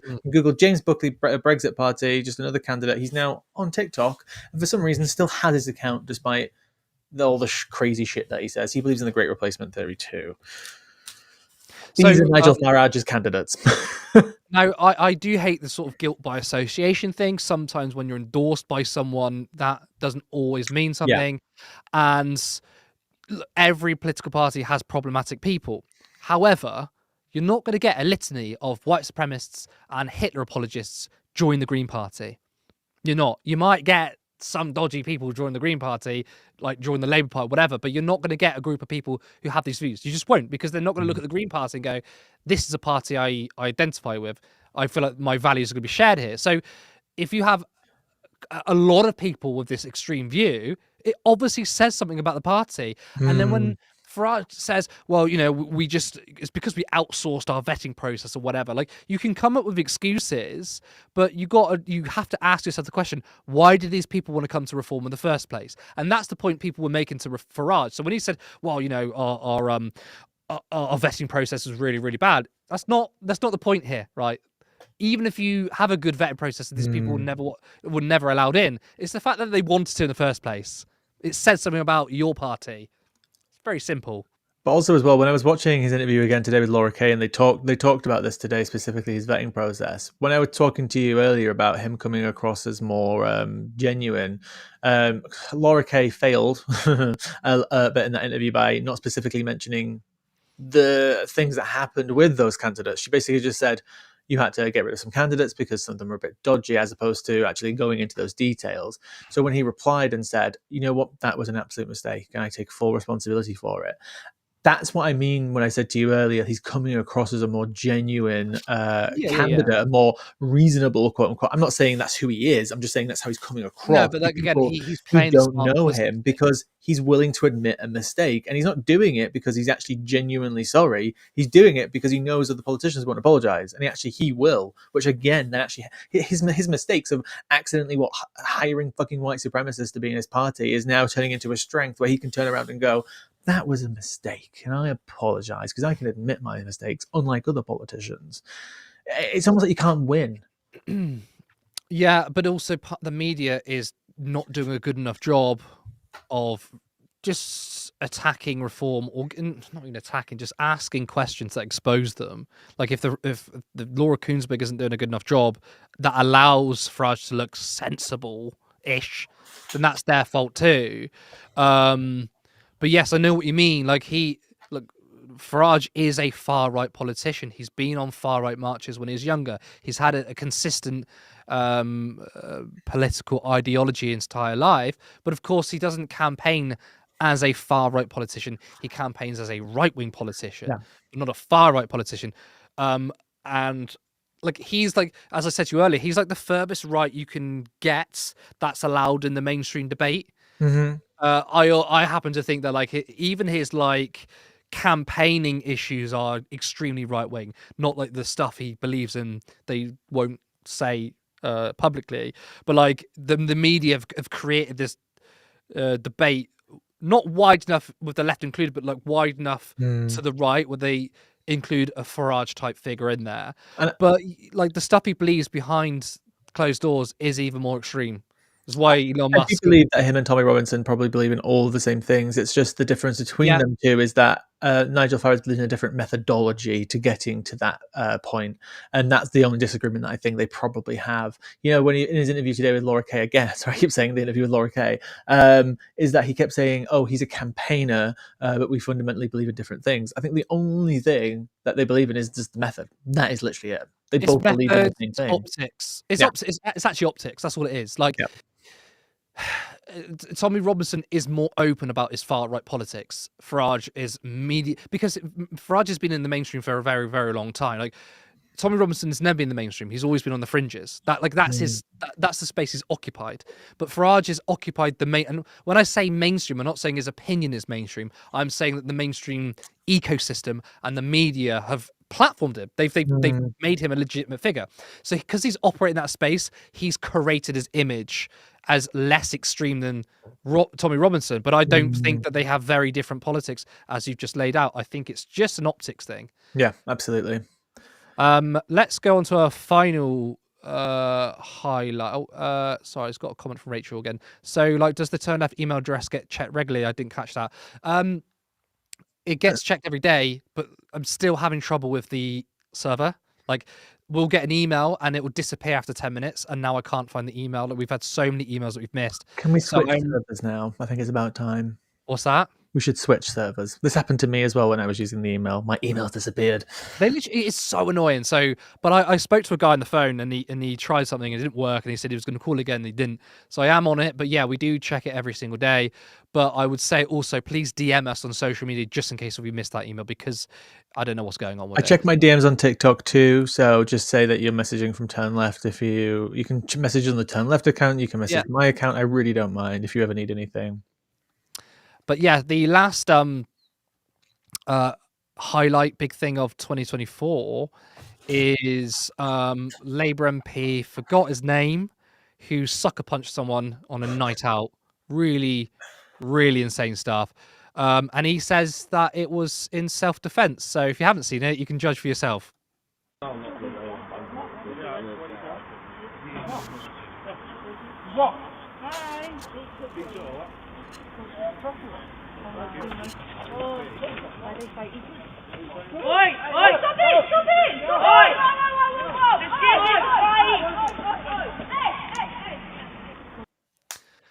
So that was apparently self-defense. They're talking. I don't know if they're arguing or not, but like you can't see the physical threat from the victim. They're just talking, and then bang, hits him. But then he goes and like punches him like a few more times. Kiss Sam's Labour Party.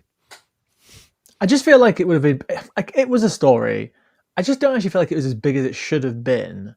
I think it's kind Really? of. I feel like that story was done and dusted quite quickly. Yeah, I That's think it's just relevant to where we're at like right now. big assault. Like if we're talking about the year roundup, I don't want to distract from the subject, but I just want to give it as an example because I think it's relevant to this specific topic. Is that it should have been bigger than it is, but you know there are so many stories that we could have talked about. We didn't even bring up Trump getting like shot, like the famous picture. We didn't talk about him almost getting shot. There are so many things that have happened in the last year that it's just like in out, in out, in out. Yeah, and this was another one of those stories. In our defense, we are a British political channel. We are going to focus on that, but like, it's not that we ignore these issues. But yeah, like, there's so many things that, not gonna lie, I completely forgot about the 2 assassination attempts.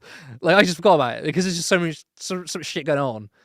It's just what, like, obviously, like, you know, I don't want to go to, like, someone's just put like Dominic put like high quality candidates, like, you know. Like yes and no. It's like I feel like Labour probably did vet their candidates in the way that they wanted to. There's probably not a lack of vetting. It's just a case of you've got 650 candidates that you're putting up. A couple of them are going to be a bit nutty. It's just going to happen. It was also quite a weak response from Starmer at the beginning. He wasn't like, right, you're straight away out. It was like, we're going to investigate it, and then it was a suspension. Then we're going to have some sausages. I remember the story at the time was that had that been a left winger and the left winger like dropped a crisp packet, it'd be like full condemnation. They're anti-Semitic. Get them out. And like this guy literally assaults someone aggressively. Like it was an act of aggression, not self-defense. And like even Starmer like could have been quicker and tough on that, but yeah. What does Khaled mean about that's almost a Netanyahu excuse? What's in that in reference to? That's almost a Netanyahu excuse. I don't know what. Don't know. Please respond. Yeah, I feel like that's one of the everybody. What was the guy's name who recently died? The former deputy PM. I need more caffeine. What's his name? Former Labour PM, Yorkshire guy, deputy. Recently died just a few weeks ago. He famously punched somebody. One of the most famous things. Somebody. Prescott, sorry. Yeah, thank you, Prescott. Yes, like he famously punched somebody, and that like was quite funny though. that was quite funny. But to be fair, he got egged in the face, and in response to that, you know, but it's like everybody remembers all these things of like when Gordon Brown called the woman a bigot. I feel like right now, if an MB got caught doing the exact same thing that Gordon Brown did, I just don't think people. I think in this current cycle, people would just forget in 6 months. Yeah, because things are becoming more extreme, aren't they? Yeah, they really are. Thank you. We got a you. You're okay. You are safe. Okay. Yeah. So yeah. I mean, like. Oh, I get it. Yeah, Rachel put beating up somebody else and calling it self-defense. That's right. Okay. That makes sense now. Yeah, so like had that punch happened like in 2001, that would have been like the rolling story of the year probably. Yeah. But we've got like a billionaire who is estranged from his trans daughter because he's a massive transphobe. He's a neo-Nazi. He's trying to buy global elections. You've got a genocide happening. You've got Jonathan Ashworth being platformed on TV. I know you might not think they're equal parity, but it is Jonathan Ashworth. Anyway, what I'm saying is we've got all these crazy things going on. That yeah, like stories are becoming faster and faster and faster. We fucking forget about everything. Yeah, like things are just forgetting about so quickly. Which is that going to help or hurt politicians in the future? Who Mm. knows? I Um, think we probably should like wrap up there though, because this has been 2 hours and 35 minutes. Actually, it's our longest. what happened? So I'm confused with Zyra. What? Zyra's comment. No point being Oh, here. Zyra, you were saying really good things about us earlier. Have we said and then something? just had a conversation between. Oh, okay. I don't know.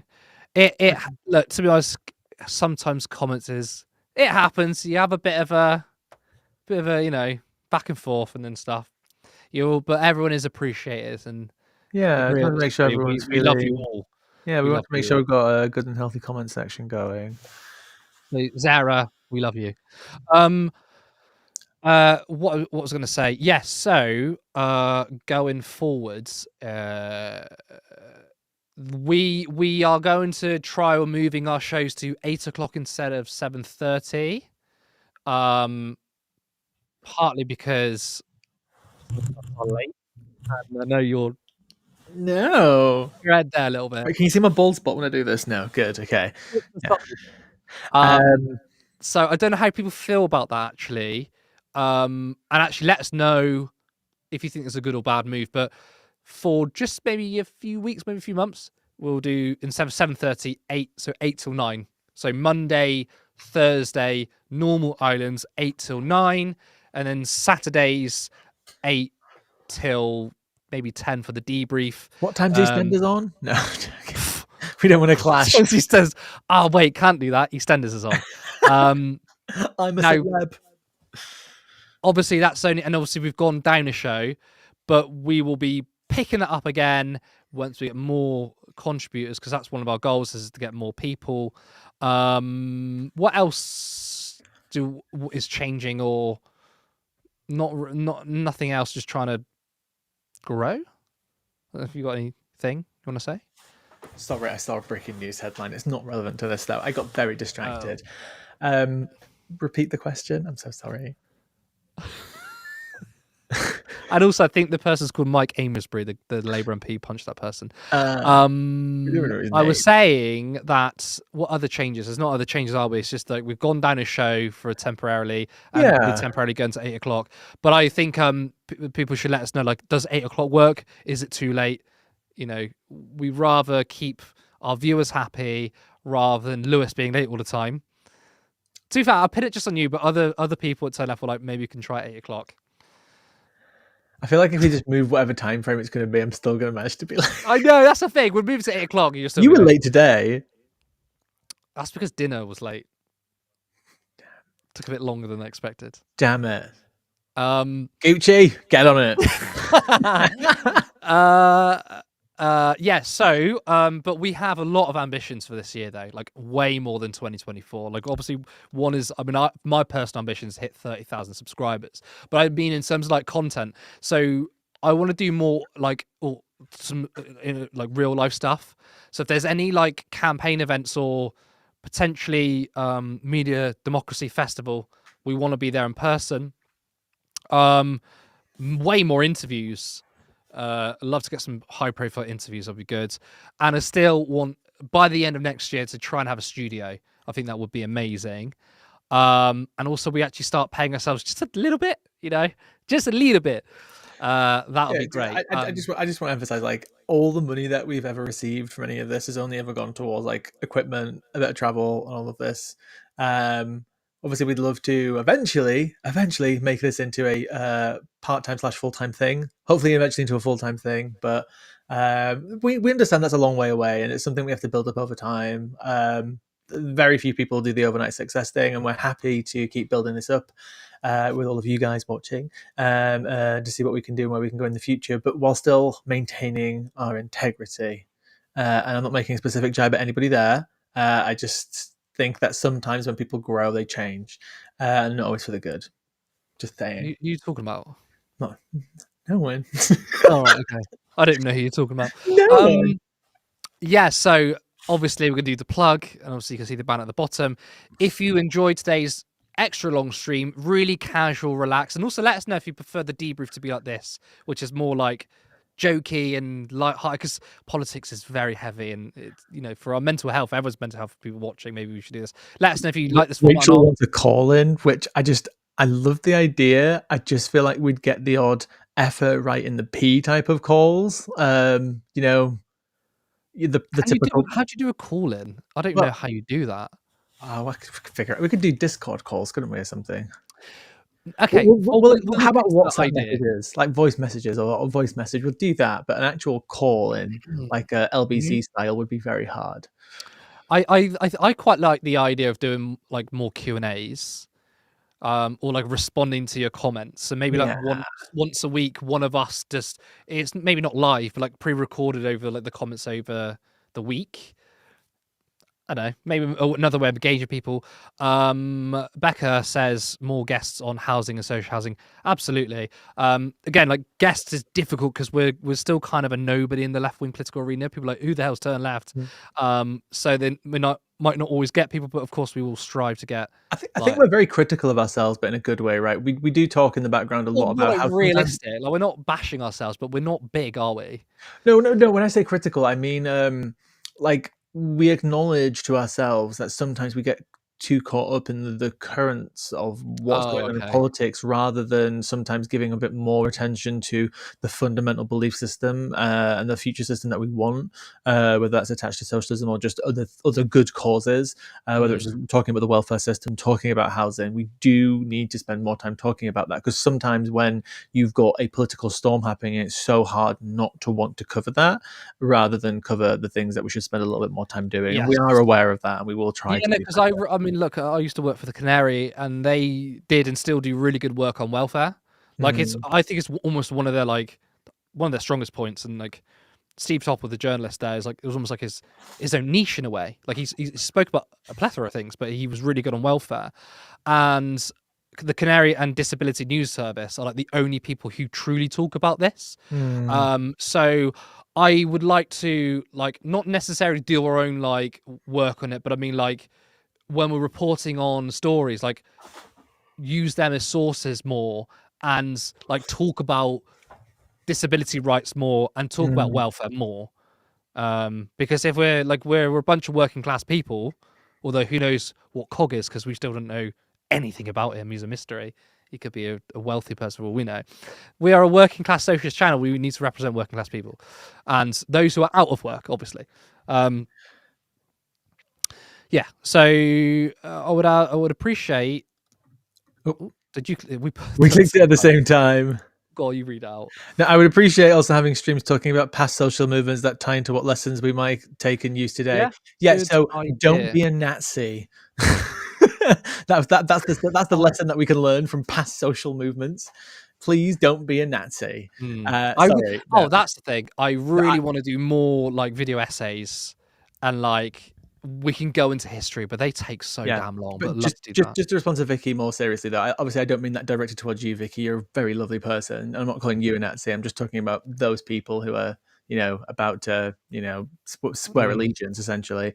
Yeah, it is obviously important to talk about the past and make it relevant to the future too. And it's something that I do sometimes do in my videos, but sometimes I'm not always good on the finer details of history. I'm very much a present type of person, but this is why we need more people in the team, don't we? We need that diversity of thought. Like, and who joins people who are good on those finer details. To address Coops and Zara, Damo is a friend of the show. He's been on before, actually. I've asked him a couple of times as well, so he will be back on sometime in the future. So we do discuss now and again. So yeah, he is a friend. Sorry, microphone. Fucking hell, I need to get a new cable. Give it a little shake. Did that work? Again.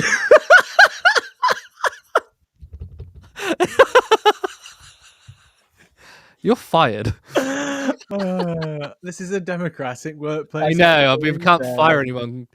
Actually, it's quite funny because we're basically like a co-op, right? We're like democratic decide things. We haven't thought about how to fire people who do something really, really bad. Like, if you were to take your top off on stream and we lose half our subs, how do we get rid of you?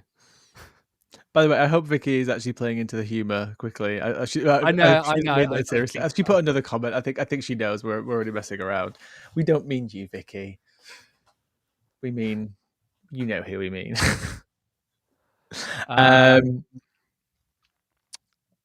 Trump impression. I'm not doing a Trump impression, Becca. I definitely can't do a Trump impression. Go on, you can. No, I'm not doing it. China. That's China. I can't do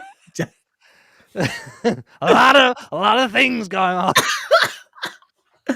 Beautiful tariff. I can't do it. Tariffs. Oh, beautiful tariffs. Beautiful tariffs. So we're getting delusional now. It's 11:15. I think we're gonna leave it there, aren't we? Again, thank you so much for those of you that watched us the entire time. Good on you, man. Like, this is like nearly come up 3 hours. So yeah, I mean, it's 11:15. Bedtime, I think it is. I just want to say thank you for everyone who's tuned in. Thank you to everyone who tuned in 2024 and has become a subscriber in that time. Of course, if you want to see us grow, then you can like our content, share our stuff, tell people about Turn Left Media who don't know about us. And of course, if you want to financially support us, you can either become a member, which it seems like that like 100% of you watching are now members because there's a big membership spree. But you can also go to turnleftmedia.co.uk. You get a membership. You get a membership. Sorry. You get a membership. You get a membership. Yeah, you can go to turnleftmedia.co.uk/supports. And there you can support us on Patreon, which is a monthly subscription, or there's another website called Buy Me a Coffee, and you can do one-offs there, but the links are on that website. We need that money to obviously grow, to pay ourselves for equipment. Looks like I'm going to need a handful of new cables and all that sort of shindig. But yeah, since it's going on 3 hours, I think we need to go. But I want to thank everyone who tuned in. Of course, thank you, Lewis, for joining with me tonight. And you can catch us next time for our first Normal Island of 2025. I will be hosting, and that'll be tomorrow at 8 p.m. And I believe you're the guest as well.